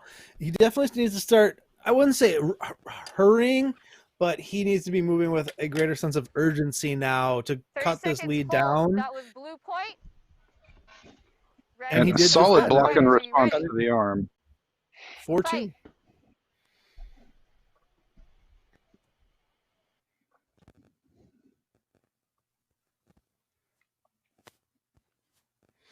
Yeah, there's so much just like tiny, or like just posturing, right? Like blade movement and what the chat has been talking about, right? That just that, the nuances of the sport, right? Not the big jumps and swings and exchanges, but just the little twist of a wrist or a, a point of a blade. It's very interesting when you start breaking down just the little intricacies. 5-2. Alec, the Red Ranger wins the match, wins the third round. Very interesting third round. That was a slow, methodical, very intentional third round, right? Like there were no one was gonna just make a careless mistake and come out just full steam ahead, right? Yeah, the big thing I saw in there was Alec was kind of waiting a lot of times for Nathan to to come into that distance. He was forcing him into that closer measure as we were talking about, and then he was just taking the shortest distance, so commonly hitting the arm or the hand if possible. That was just waiting and seeing, and then because with someone like Nathan, he can get that extra reach, so it's a dangerous thing to step in, but if you can get them to step in for you, and if you have the patience to do so. So that's I do that sometimes if I can get up a point or two on someone who's a taller fighter who I don't want to get in, play the long game with them, the snipe game, get a point or two up, and then you can make them move into you, and then you can manipulate the distance better. Absolutely. I feel like this match reminds me of what I say, that people who say they don't like soccer only say that because they don't understand soccer. And there's so much that goes into the setup and the trying to get your opponent to commit. And if he commits, make a mistake or miss, and the feints and the footwork and the body positioning and the preparation for those counter strikes. This was a very cerebral match, but it's how it's done in the big leagues, and it can go. Not every TSL fight is a basketball game. It's not all back and forth all the time, and it's an impressive display of good control. Well, patience in that first round paid off. A good analogy there. I think it's a good analogy, and it helps. I just was saying. And then in this case, we constantly call this a chess match. It's something we've used, like when I've fought Mark Carrico in the past in one-on-ones, is we call it a chess match, where it's like, the pace of it is very slow, but it's an intense fight to watch. Yeah, that's really funny coming up after that last match, right? Where you almost have the complete opposite of like it was super fast. It was just super offense. This was methodical, plotting, patience won out. Patience won Alec the first match with the comeback, or the first round, and then patience won Alec the third round by just maintaining control of that round throughout, really. So that was a beautiful match, beautiful fight. I mean, lots of great fights tonight. The chats are loving it. I'm loving it. These guys are loving it. We're staying in Florida for this next match, which is great, and we're actually staying in that same tennis court. I only know that because I edited the fight, and this has our Minnesota transplant going up against one of the Amazons of Florida. So this was a fun fight to edit. So let's go to Bumblebee. Let's pull up our next fight card on our penultimate match of the night. Elizabeth Bratz 5-1, weight increases, reach, too much math, 5 years of custom saber combat, time in TSL 5 years, favorite saber Sting. I think that's probably what she named her personal saber, and participant in the Florida Cup in 2018, 2019, and in Sun Crusher 2, which that was Crushadica? Sun Crusher 2, right? It was. No, that was yes, Crushadica. And we're so happy to have Elizabeth down here. We love Sun her Crusher as Crushinator, wasn't it? You're right, the Crushinator. Yeah. We've had I get them mixed up, but we're so happy to have Elizabeth down here. She moved down here to become a professional butterfly trainer and a semi-professional wind chime tester. So she's made some career moves down here, and we're really enjoying having her. She's a great fighter. Yeah, she's fun. She's fighting with a dagger in this match, which is bold. It's a bold move. It's a bold move fighting with a dagger against the standard. What'd you say, David? Sorry. I was just saying that in Florida, you have a lot of good wind, a good time of the year with the hurricane season. So definitely can get some great testing done there. Well, the data alone, right, on how, yeah, I mean, great. I mean, and then butterfly training. I mean, if you're going to do that in a state, Florida is the best state in the union to train butterflies. So obviously, it's a no-brainer why she would have gone. She's going up against longtime Florida charter member, sorry, and Amazon, Miss Tiffiny Hagan. 5'2", reached 60 inches, 2.5 years mixed martial arts with a dash of fencing, just a pinch maybe they say. 4 years of TSL, Orlando satellite facilitator. That's a lot. That's a mouthful for me. Sun Crusher 2, Crushinator, we already covered that. TSL full charge consular, TSL patch designer, woo. Corn TV host. Yes. So you say long time. Yeah, she is actually the longest time. She is the longest active Floridian charter member in our whole state. So she has been here and been active in TSL the longest. And we love Tiffiny. She spends some of her free time sticking googly eyes on inanimate objects, which is always a fun time and hilarious for all involved. So, and we're not sure if she wears the elf ears under the mask or not, but we're excited to see him on that fabulous fight card. 100% she does. All right, Joe, take us back down to Florida. I should also note, and I'll plug it for Tiffiny, you know, she does design great patches. She designed my patch, my Lamento Mori patch. So if you are looking for a patch design, she is a wonderful person to seek out.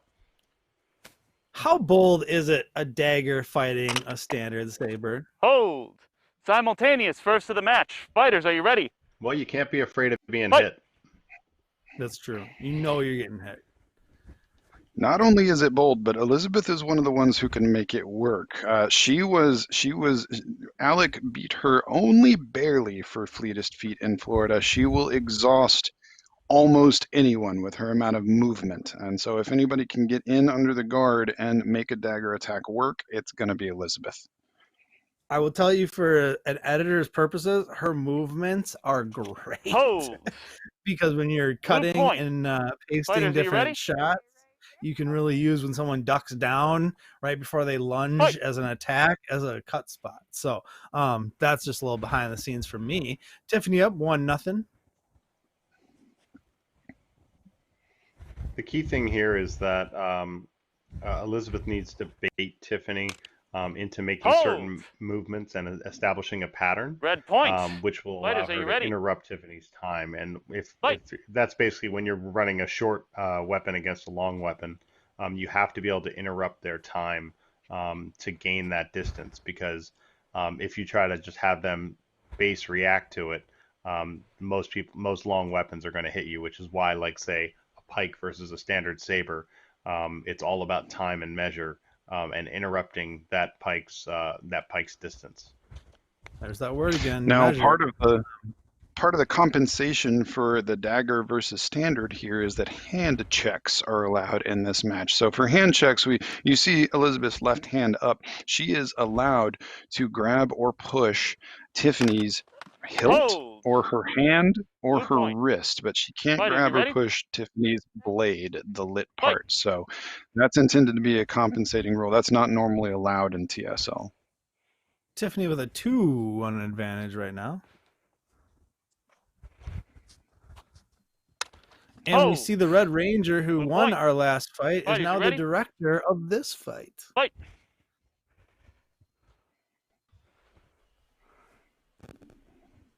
And he's wearing the Sun Crusher. Yeah, he's repping Sun Crusher gear. You see her rush in and try to get that hand check and get that stab, and it worked there beautifully for her. 2-3. The trick there was to twist her body away. She had Tiffany's saber over on the right side of her body, and she immediately twisted to the left like a football running back to kind of spin away from it while getting that dagger in. Hold! Blue point. Fighters, you ready? Blue reaches out, takes Fight. a 4-2 advantage. Now, when you're coming in with That's the the key dagger, thing you that want to kind of like Tiffany has to do is not that come in reach. like Watch it. with You know, your she's- hips turned directly at your opponent, right? Like you kind of want to come in with at the side, so you're making yourself thinner. So you're giving yourself less. You're giving them less, Red point. surface to hit. Correct. Fighters, you ready? Yeah, Fight. and something in that last exchange is that you know, Elizabeth is chasing the blade a little bit. Some of that is needed because of the hand check, but part of it also is that she needs to get past it actually before that ever comes into play, and just use the dagger as a safety as she's moving in. Now, when you say chasing the blade, you're referring to her just watching the blade and not watching what Tiffany's actually doing behind the blade, correct? Hold. So it means Good if honor. I'm coming at Blue you point. with an attack, Fighters, you ready? I'm going to what am I going for? Am I going to hit Ready? you? Fight. Or am I going to hit your blade first, right? What's my first point of Hold. contact? I did not actually see. Did you come in? So if I'm chasing your All right, blade, good honor. it's a more Blue point. Fighters maneuverable, ready? agile, Fight. agile object. And Final exchange. and sometimes what that means is that by the time I chase it out, you might either move it, or it might be too late to actually hit you before you can hit me. So that's the danger of doing it. In this case, you kind of have to do it a little bit with the short, I with the actually reach saw red disadvantage. point. Okay, now just And real she quick, is you're gonna running- see the score says Fighters, 6-4 you right ready? now. They are gonna 30 call seconds it on the clock, sudden 5-5, death. and this is gonna go to sudden death. Now, this was just a human error. It happens. There was a scoring. It was 5-3, and then they missed a blue score. So they thought it was 5-5 when it was really 6-4 at that moment. Red ended up getting a point that blue should have gotten. So this technically doesn't factor in. So that's kind of why we left it in. Oh. Are you saying why does it say 6-4 and they're in Well, you sudden death at technically made 5-5? contact first. It was into an illegal area. You know, we normally takes operate with match. a lot more folks around all four Round line 2. judges and Fight. score table as well. But because of coronavirus and having to move down to minimal people, we just have 3 people in the ring today. So that's part of the reason that those sorts of things slip through. Yeah, well, and that was one of those things. It was super easy. And Elizabeth. So what they said, if you're watching that, Alex said Elizabeth won that round, but Tiffany had won it, and that's why the graphics said Tiffany, even though they said red fighter won, blue fighter had won. But so that was neither here nor there. So we're Tell saying us about the regardless, match. there needs to be a rematch. Let's see how let's see how it plays out. It doesn't matter who wins. No, it doesn't matter who wins. No. It's contested. Therefore, there has to be another match. Is that Absolutely? that's This is for science. We need a solid answer to this. I am. Okay, you know what? And I'm gonna go. I have a I'm little gonna bit go of behind the producer scenes. cred, and I'm going to take that. So here, I'm gonna go behind the scenes. This was a reshoot of a fight that already happened. So when earlier in the show up, you saw me say I edited this fight twice. It's because I edited the wrong match the first time. This is why you always check your notes. Editors always check your notes. I edited the wrong fight, which Elizabeth actually won. And I'm not gonna say who wins this match, but they need to do a rematch. They need to do a rematch because I would say now they need to do 2 matches because they've already done 2, and I just think they just need to keep fighting over and over again, and they should just switch the dagger back and forth between them. Fight forever. Yeah, exactly. No, I want standard. I want a standard straight up match for the rubber match. The third match. Let's just go over to round 2. Joe, we've digressed and gone down a hole.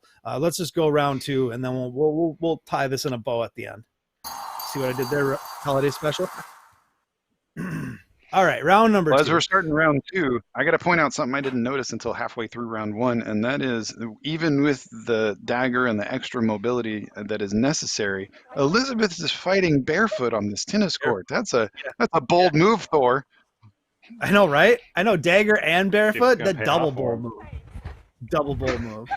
We'll see. She's David caught my down. reference. Down Thank you, David. That contact? one round. It hit Suba? Technically. Okay. Continue. You know, I've seen a dagger match once before at a championship series in TSL, and that was, I believe, Alan Block versus Charlie Oh, Cummings, and good honor, blue point. I think at that Fighters time ready. Alan had a trident dagger because he had a V-guard cross guard with short blades, and I think that Charlie had a pike, and Pike versus dagger was so overmatched, illegal strike. and standard versus Thrust. dagger, especially the Head way that strike was Elizabeth is legal. moving, Blue is takes point. very impressive. Fighters ready. Yeah. Fight. I would call I that got- match now I almost between wanna see Alan their and da- Charlie I one of almost the wanna see a worst dagger matches in the versus history of dagger championship match now. series. Just a I'm straight sorry, dagger. David, did you say that was the worst match in the history of TSL Championship Series? It was. I'm going to need you to so elaborate, awful sir. to watch. I was in the corner. I was in the corner Oh. during that match because that was my first championship Blue series point. in Fighters ready. Minnesota, and I Fight. had coached Alan on what he needed to do. And you know, even though it was a fun match, literally it was just Charlie steamrolling through. It was just like, here, try this, bang, try this, bang, try this, bang. And it's just like, now granted, you know, Alan at the time was the champion, so you know, he kind of deserved it too. Well, I But, got to yeah, say, in got this it. one, round one, it was a lot more Oh. exchange, and a lot of the Good honor, techniques that red point. Elizabeth was Fighters using ready. was working, but Tiffany is really starting to adapt and coming out with a solid 3-1 lead in the second match. Yeah, definitely. I think what it is just Oh, that was Tiffiny simultaneous. sees that First of the match. Fighters ready. sees that basically leaving your blade out and just kind of attacking as you see your opponent come in with the dagger is the best way to do it, and that's what's working right now. I see also Brian Williams said that Charlie point. Allen fight Fighters was going to be one of the ESPN fights, and it was so bad that we didn't put it on ESPN. Got cut. That also was with my fight with Mark Carrico as well. Cut for time. 4-1. Tiffany with a still Ring out. 3-point advantage. But- Ooh, I 5-1. say Fire to cut ring for out. crap. Sorry. Blue point. I only knew that was going to be Fighters 5 ready. because I edited it. Yeah, Fight. she got the point right before Elizabeth stepped out. Yeah.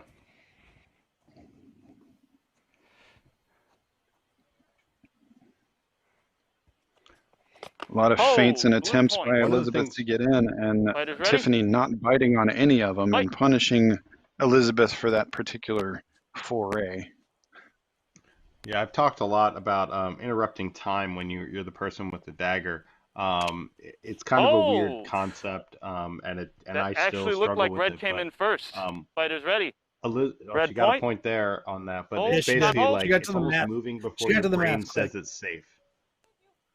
Absolutely. Like it's Fighters basically ready, timer saying, start. yeah, Fight. it's like your brain is gonna say like, oh, now's the time to go, and actually the time to go was a second before that time that your brain said to go, which is a weird way, but it's something you have to train and fail and until you figure it out. And I still haven't figured it out, and it's been years since I learned that concept. Elizabeth figured that out on the to the leg. previous point. She managed to Fighters use her ready. dagger and Suba to push Tiffany's saber off to her right, move diagonally to her left, and it looked like she 1 minute came remaining, across fighters. Tiffany's throat with the dagger. It was very impressive. Oh. Yeah. Red maintain control. Red point. Fighters ready. Scored again there. And at 3-7. that point, she twists up the blade and comes in for a gut shot. This is impressive dagger work, and I wonder if Elizabeth has practiced knife fighting. The big thing I see here that Elizabeth is doing that she wasn't doing earlier is she's keeping the blade online at Tiffany's body.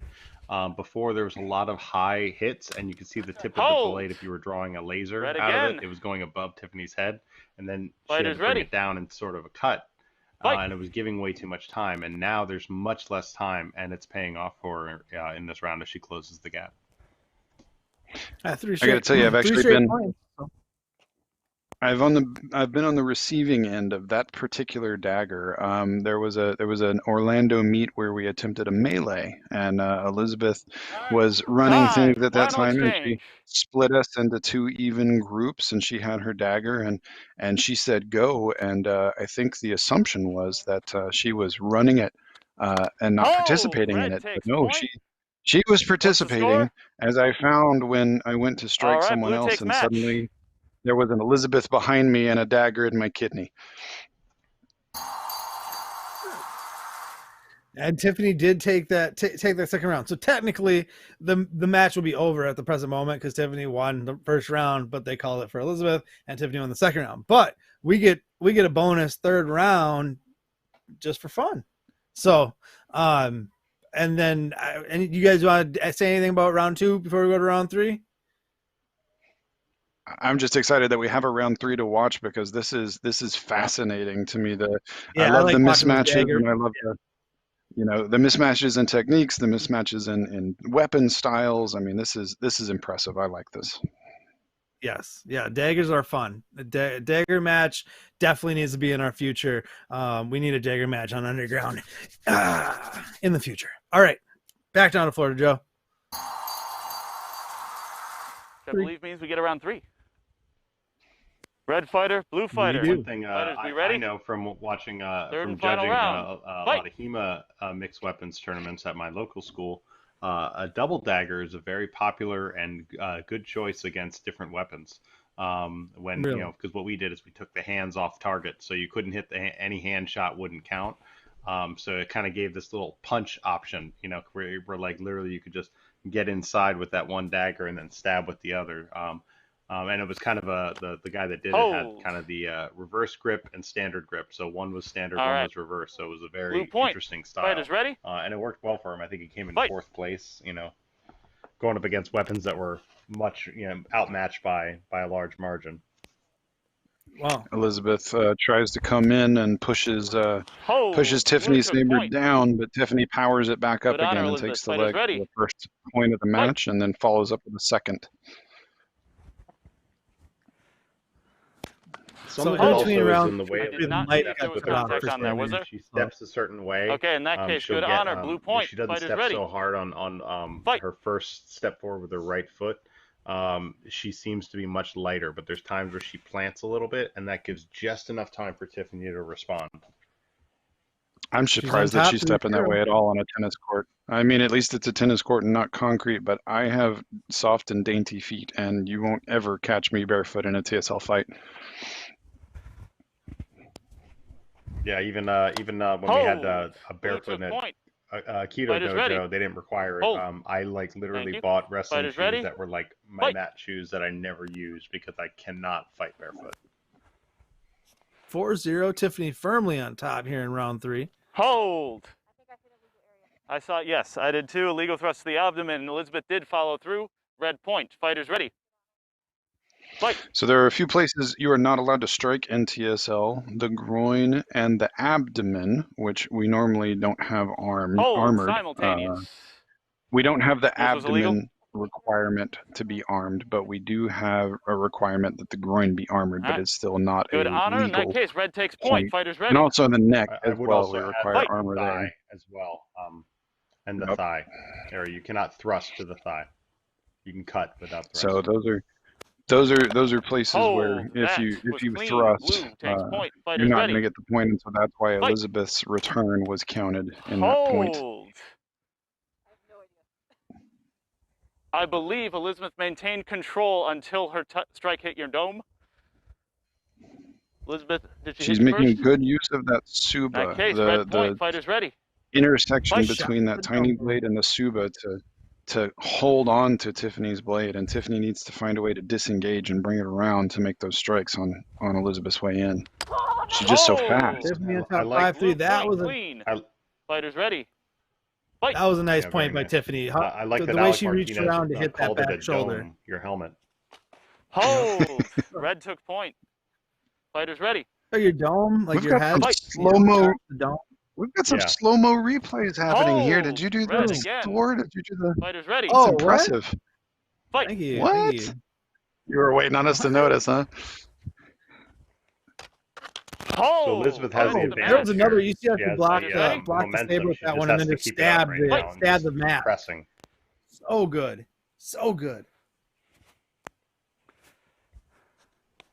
Elizabeth did a great job in coming back here to knot it up at 6. Honor call. Like, blue point. Really Fighters good job. ready. Fighters This is ready. a Tiffany kind of very stopped exciting come fight back here. by a very close margin. It could really go either way. Red. Whoa, Good honor. nice. 1 minute, Yeah, fighters. just You fast, ready? real fast. Fight.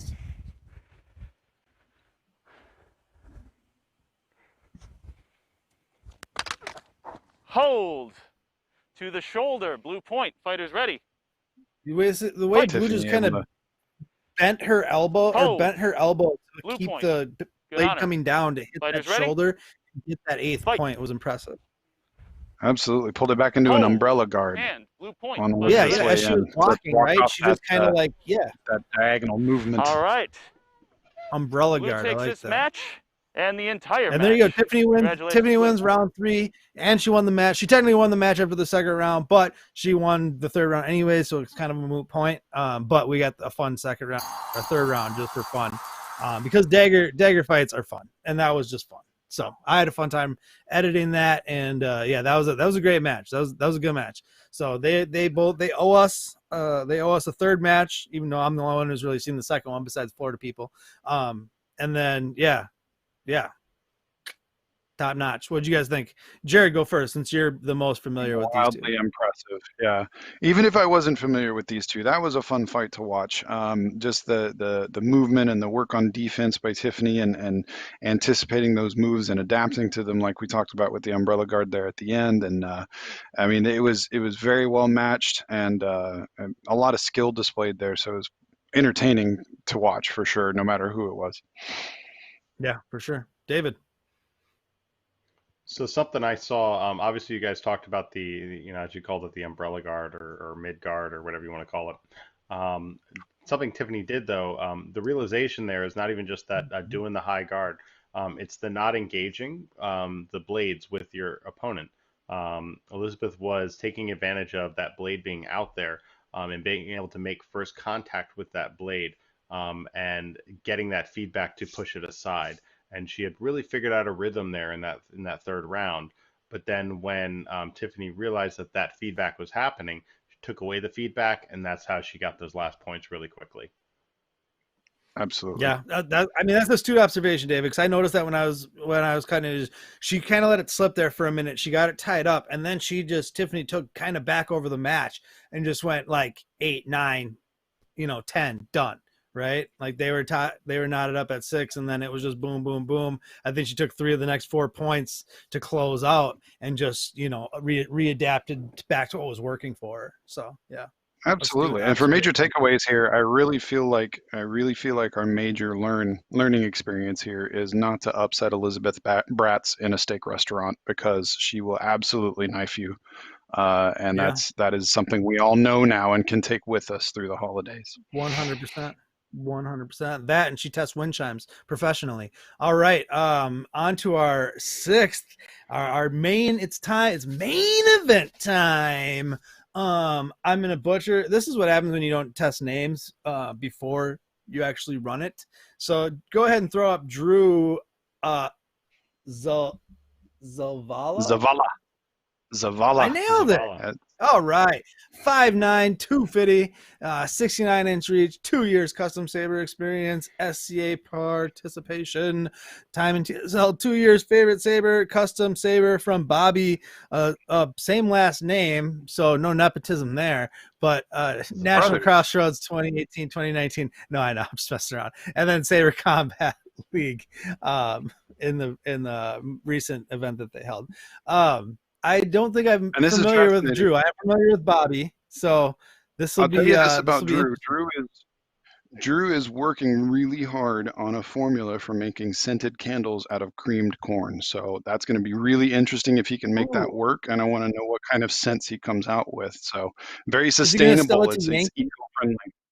I'm not sure. Well, he will be selling it to Yankee Candle then. Look out for cream corn candles in your candle stores coming soon. He will be fighting Michael DeMild. Maybe he'd like to be DeMedium. 5 foot 10 inches, 260, 74-inch reach, SCA heavy rapier, heavy fighting, sword and board, broad. Sorry, no, that's the board. Jedi training from Walmart. Oh, yeah, who doesn't have informal Jedi training from Walmart? TSL time 7 months, so fairly new to the game. Favorite Saber, his custom Saber from TCSS Parts. And let's take a I second don't to know. congratulate Michael DeMild on his 8th anniversary in the Federal Witness Protection Program. So awesome. Oh, maybe shouldn't have mentioned that one. That's why he's going by DeMedium now. Not DeMild, he's DeMedium. And if he wins, he's DeHot. All right. I don't even know what state we're going to, but take me to some state in the union, Actually, it Joe. was Mikhail the Tennessee. Spicy, I believe was Tennessee. his name before. We're going to Tennessee. All right. Oh, Jared, you're the only TSL 10. underground. All right, let's go. Round number 1. Match number 6. Bobby 3 Zavala is your rounds. director. Red fighter. Round 1's going to be standard. Round 2's going to be exotic. And in round 3 should be a mystery fight if we make it there. We'll find out when we get there. Okay, if you guys couldn't hear, he said round 1's going to be standard and round 2 is going to be exotic. So they are going to be changing weapons mid-fight. The director with some nice flourishing from his Saber staff. That is Bobby Zavala, one of the charter reps for Tennessee, and Drew's brother. And Saber maker. And an active ninja in the ninja community. I don't know if it's like professional. American Ninja? Yeah, like American Ninja Warrior. Yeah, that like that. But the whole community outside of the show. Ah. Hardcore parkour. All right, Drew up 1-0 on DeMild. So I think Drew is wearing the red around his wrists, and I think Michael is wearing the red around his wrists, and I think Drew is in the dark blue overcoat. Blue and black. Yes. That is correct. We should have pointed that out probably sooner. Thank you, Jared, for that. DeMild on the board now, 2-1. And aggressively coming out looking for those hands. Knotted up at 2 early in round 1. He missed the first couple of strikes to the wrists, but got it in on the third and came back for another one to follow up point. Drew is really going to have to watch for those back of hand, wrist, and elbow strikes and shut down Michael's technique there. Well, on that second point, he kind of went with like a stomp up strike, huh? He stomped at the same time as he swung up from the down guard. That worked for him on that one at least. 4-2. I always get worried about the stomping element, not the sound distraction. More so, I'm always worried someone's gonna blow out their knee because they stomp weird. Break a foot. The foot has delicate little bones in it. I will say that. My favorite stomping fighter is Ryan Kappas. That's true. But he follows up those stomps with crushing strikes. And he follows up the stomps with insane screaming and then crushing strike. Yep. Yes, the scream, then the strike. All right, DeMild up 6-2. He's turning up the heat on Drew. The big thing is Drew is now he has a one-handed guard, but he was fighting with a kind of the 2-to-1 handed guard that a lot of fighters like to use in TSL, and Michael was just utilizing that one-handed guard effectively and just quickly popping it in there and getting his shot. Michael's trusting his Saber to do the work, and it is. And leveraging all the reach that he can possibly get, going not just to one-handed, but one-handed, holding it by the pommel so that he can squeeze every inch out of reaching out for Drew Zavala. And it's been working for him. Drew's got to find a way he's choked up on the Suba on his, and he's got to find a way to kind of disable some of that range and get in. Drew looks tight. Drew looks like he just needs I don't know. Hopefully, he loosens up in the second round because his first round's not going his way. He's down 6, but he just looks tight. DeMild just looks looser. You know what I'm saying? He just looks like he's out there just a little bit more looser. Yep, up 9-2 now. You say down 6, and then I think, to change the subject completely. Ooh. It's a wrestling reference, Jared. It's okay. 9-2, and Drew is pushing him out of the way to take a nice shot to the shoulder and try and work off some of that deficit. up to 9-3. Drew stays alive. Stays alive again, 9-4. It's still it's round point for DeMild. So I think he just got it right there. Yeah, there He goes it is. right back to He makes round the one. old favorite, going for the underside of the wrist on that long reach. Yep, up to the wrist. It worked for him multiple times, and if it works, you keep doing it. That's fighting 101. So what? David, go first. What did you see? Big thing in that one, even with Drew switching eventually to a one-handed strike, on the hilt, where their hands are, Drew's hand is right below the Suba. Michael's hand is near the bottom of the hilt. So, Drew was already sacrificing, maybe 2 or 3 inches of reach with his stance, because he's used to a two-handed stance that he probably goes then to a one. But when he was in the one-handed stance, he should have been further down on the hilt. Not that that necessarily would have been like the reason for, like a full victory, but when you're sacrificing 2 to 3 inches, it makes the recovery that much harder. You do get a little bit better control if you slide down just a little bit on that hilt and you come back. It does give you just a little bit better. You're not so if you're locked way up tight, you can't go easy down, and you know what I mean. It restricts movement to a certain extent. The more tight up you are up on that Suba. Absolutely, and it's not just a couple of inches, depending on the Saber. And if they had, if they've got Ronins, if they've got full 16 inches, that could be up to 10 to 12 inches of length, and the difference between a one-handed on the pommel versus the Suba. But I got to say, even though Drew spent most of the time in that match learning to adapt to that reach difference and take some of those points late in the game and try and overcome that deficit, all of that learning is going to go right out the window, because I'll remind you, gentlemen, they are now switching to exotics. So this is going to be a whole different enchilada.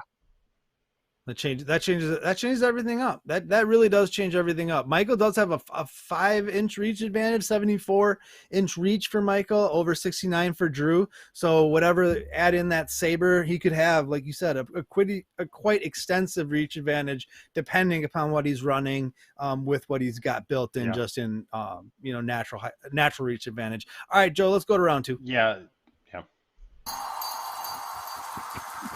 Sorry, David. Did I cut you off? That's okay. TSL underground. Now it all changes. Tennessee, round 2 against Drew Zavala. Is it Pike, dual wield, and Pike? Okay. Drew again is the blue fighter. Michael's the red fighter. This time we're doing exotics. Drew's doing a Pike. Michael's doing dual wield. Hit him with the pointy end. We ready? You want to come back and make yourself feel better? Fight with a Pike. And an exotics match. Absolutely. There's going to be the reach mismatch table has turned here, and Michael is going to have to do a lot of technique like that, using one Saber to block out the Pike and move away from it, and the other to take a strike to the back, in order to be successful in this meeting, in this match. So is round 3 then back to standard Sabers? If they get to round 3, he said, we'll see. That's what he said. Okay, interesting. I know what it is, because I had called it a mystery. But we'll see. I'm fairly certain it won't be Uh, rubber chickens. Let's hope so, or not, depending on how you like that match. 2-1. They have some yellow cones in the background. They could fight with the cones. That I wouldn't mind seeing. Oh, or a cone on their heads over their masks. Take kind of sight out of it. 2-2 tied up in round number 2.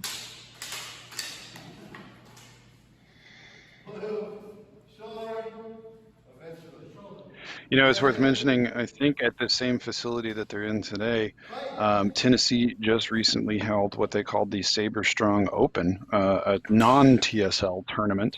And I think both of these guys and Bobby himself all fought in that tournament as well, but it ended up being won by an outsider, Ruben Gay from Arkansas.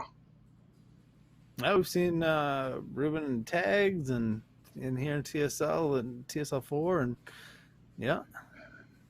I know that feel. Ruben came down to Florida and beat all of our local Floridians at Crush Exotica, so he seems to be the anti-home field advantage guy. Well, Drew now with a 2-point advantage. The great reach equalizer, the pike, paying off again. 3-4 though. Michael is not, he's not just folding to the pike. He's staying on it. One, you can see that Drew is just much more comfortable. Obviously he would be with a pike, but you can just see just how he's holding it, how his stance and everything. There's just so much more confidence in how he's approaching this round. Yeah. He looks more comfortable He's using that, than he did in the I'm first sure there's a round. technical term for it, but he's using that pool cue strike where you maintain your non-dominant hand on the pommel and you use your front hand as a guide and slide the pike through it for extra reach. I mean, I call it the here. pool cue, and I was taught it as the pool cue, so. It's the pool cue. I mean, I guess also you consider it like you're fighting at an extended thrust, a thrust at extension or full extension. But if you can, the one thing with the pike though, if you can get a block when they come, and if they shift their weight forward, and you can push that pike and their weight to your left or right, doesn't matter. You can open up gigantic holes for yourself. And I'm surprised that, again, you don't see fighters be patient enough to take advantage of that. And you also have to have someone who's willing to thrust more than they sit back and, like you said, pool cue, where they just kind of jab at it. Drew with a 7-5 lead, and you're 100% right, Thor, especially when using the pool cue strike. The closer your two hands get together, the less control you have over that pike. And so if they manage a defense when you're at full extension, just like he just was, if they manage to blast it left or right, you will be well overcommitted to that strike, and they will take you with that other saber. All right. What's the score?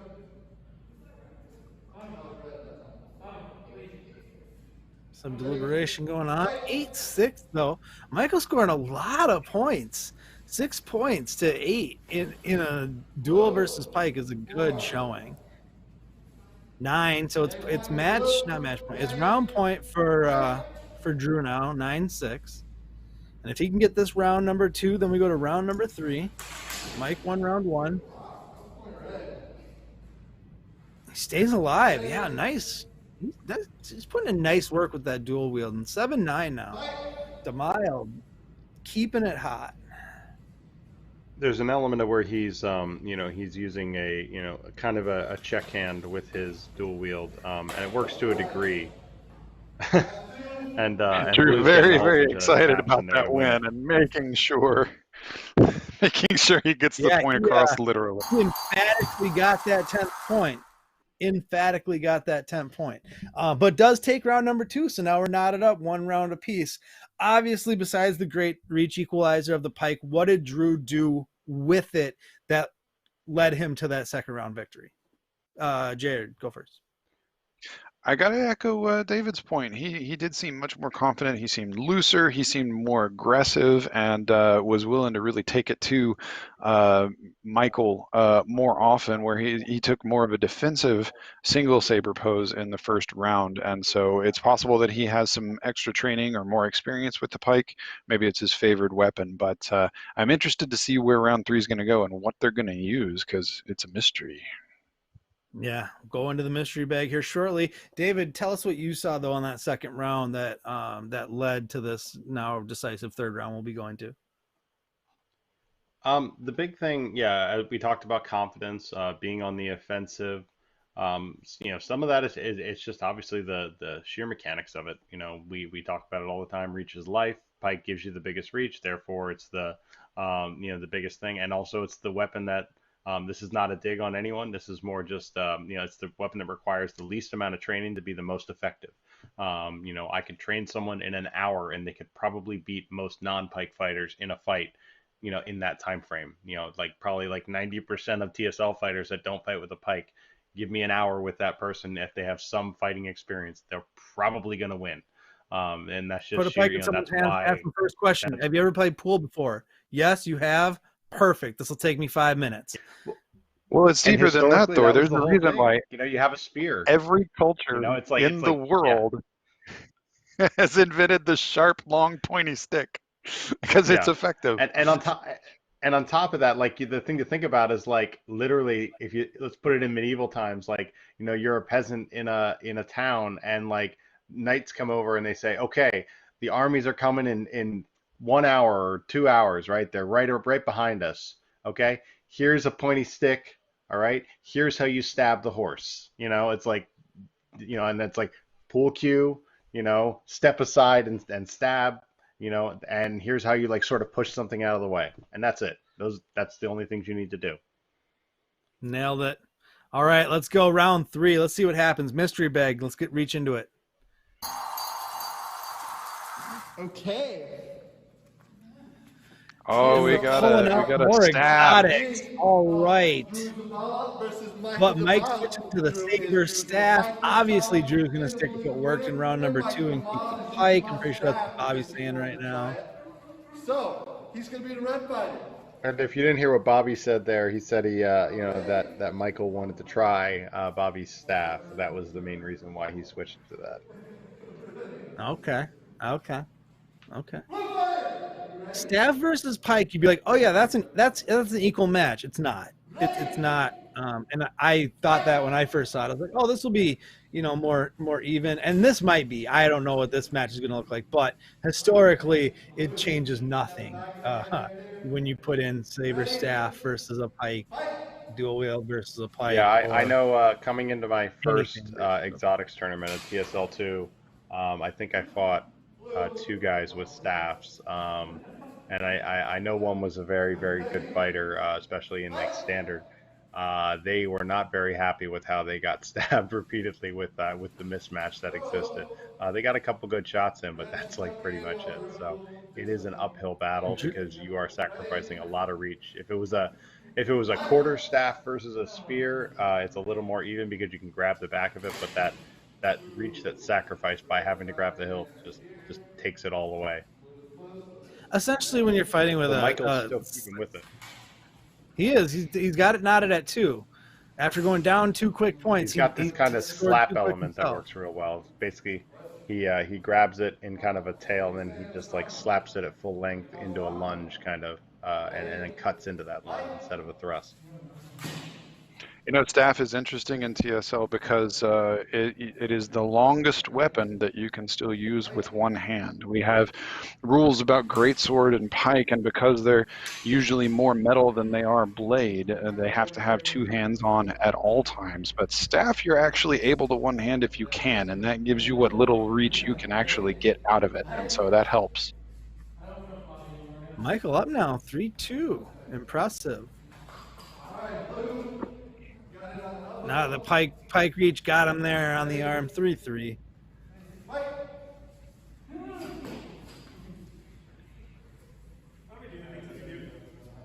So they're going to call an invalid strike on that one because it was a hammer style. That is one style that we don't do because if an opponent rushes you and you drop it down, you could hit him in the head with essentially an aluminum pipe.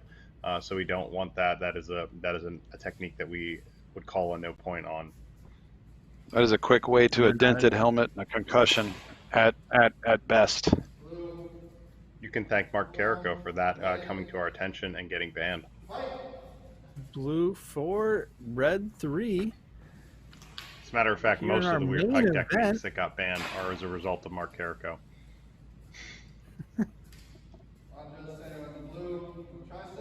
Mark Carrico, why can't you just play with your pike like a normal person? 5-3, switching sides. Have you seen Mark's show? He's not a normal person. We love Mark. You keep being you, Mark.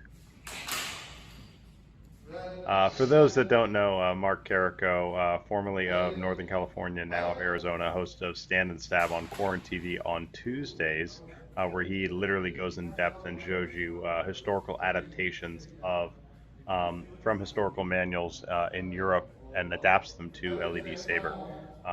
There's a lot of great stuff you can get from his show.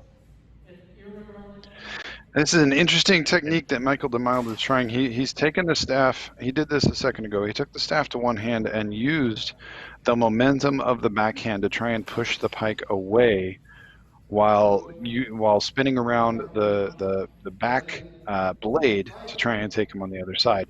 Now it's hard to make this work. He made it work once, but it is hard to make that technique work because it's just not enough momentum for someone who has two hands spread out on a pike. They have more leverage and control.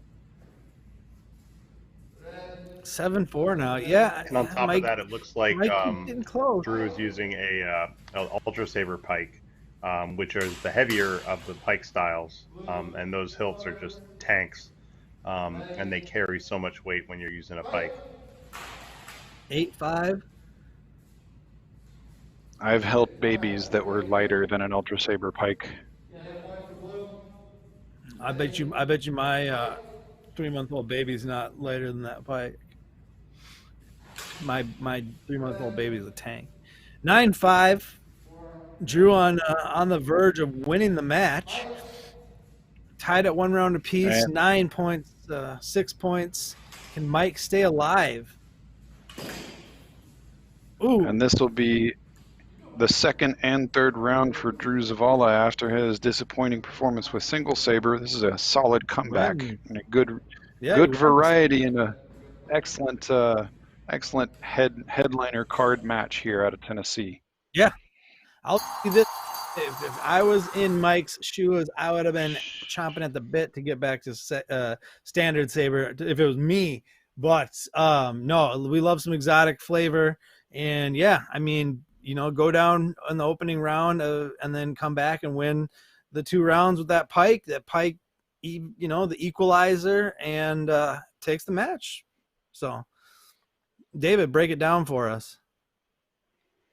Yeah, I mean, we've kind of all talked about it in the match, but that, when you incorporate that pike, it just gives you that sheer advantage. I mean, even pike to pike, that's the only time we're really like technique, it's a little more even of a match, but he's very comfortable with it, and was able to overcome the loss of the first round. I'd be interested in seeing how he would handle it against some of the other weapons that are out there, like a longer cross guard or something like that. It would be definitely an interesting match.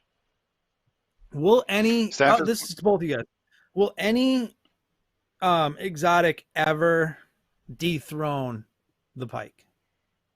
Because let's be real, pike has run exotics and run exotics and run exotics and run exotics. Will anything ever dethrone it as the exotics, front runner? I certainly hope so. Do you want the hopeful answer, everybody or do you want wants the realistic answer? I want the real. Everybody wants to root for the underdog. Yeah. No. Unless a change would be made to, neutralize the advantage that the pike has, whether that be, somewhere in the game element, or changing techniques, or, limiting something, without some sort of handicap that would have to be created to level out the weapon balance. There is no realistic scenario where a pike could do it. Again, or that would have to be a change in the rule set altogether and how you could fight. Like if I could grab the pike, I could do it, but I don't suggest that 99% of our fighters grab a pike, because it is an aluminum tube, and if you don't have really good gloves, if there is an errant shot, you will have broken fingers or possibly a broken hand. I have really good gloves and I can do that, but I wouldn't recommend anybody else doing it. It's worth having would be interesting to see a pike versus a saber and a shield.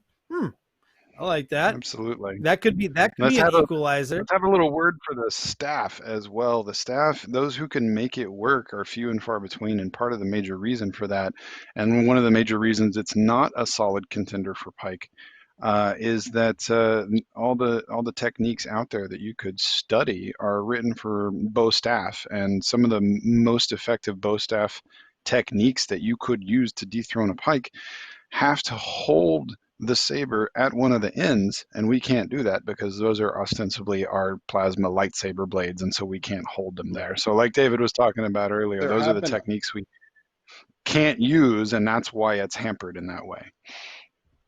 There have been arguments made about a sword and dagger, sort of a rapier and dagger option that could work against a pike. Part of the problem is that it's not even necessarily that, like, you know, can you get the advantage with the weapon? It's how many times can you do that?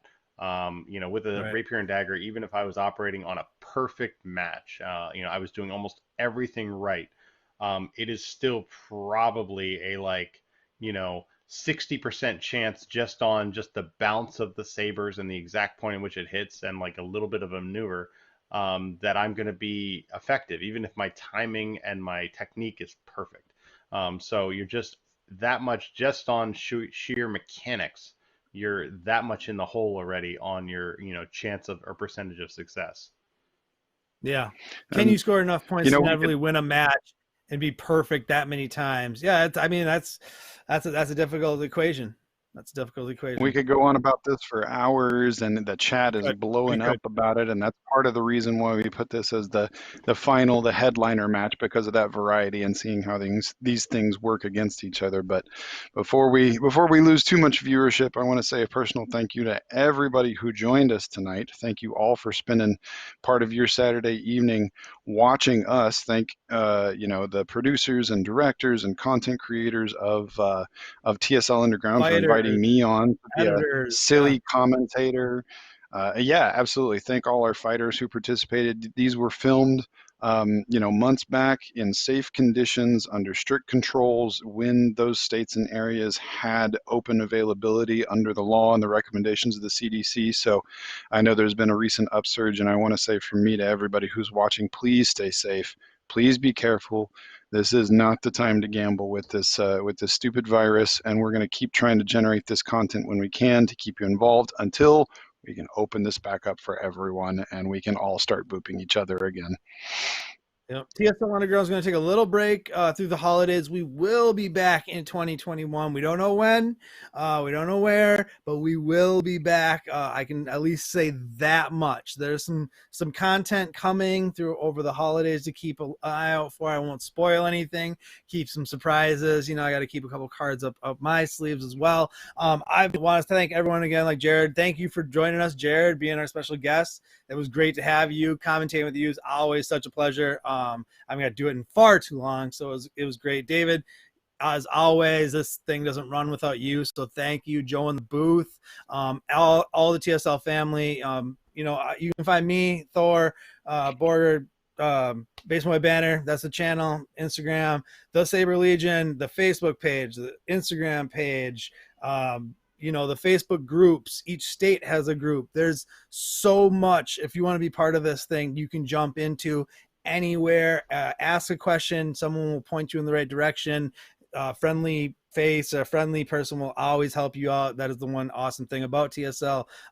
You know, just united through sabers. That's one of our mottos, always has been and always will be. So honestly, until the next one, everyone have a safe holidays, have a safe New Year's, much love, much peace from all of us. Thank you. Good night.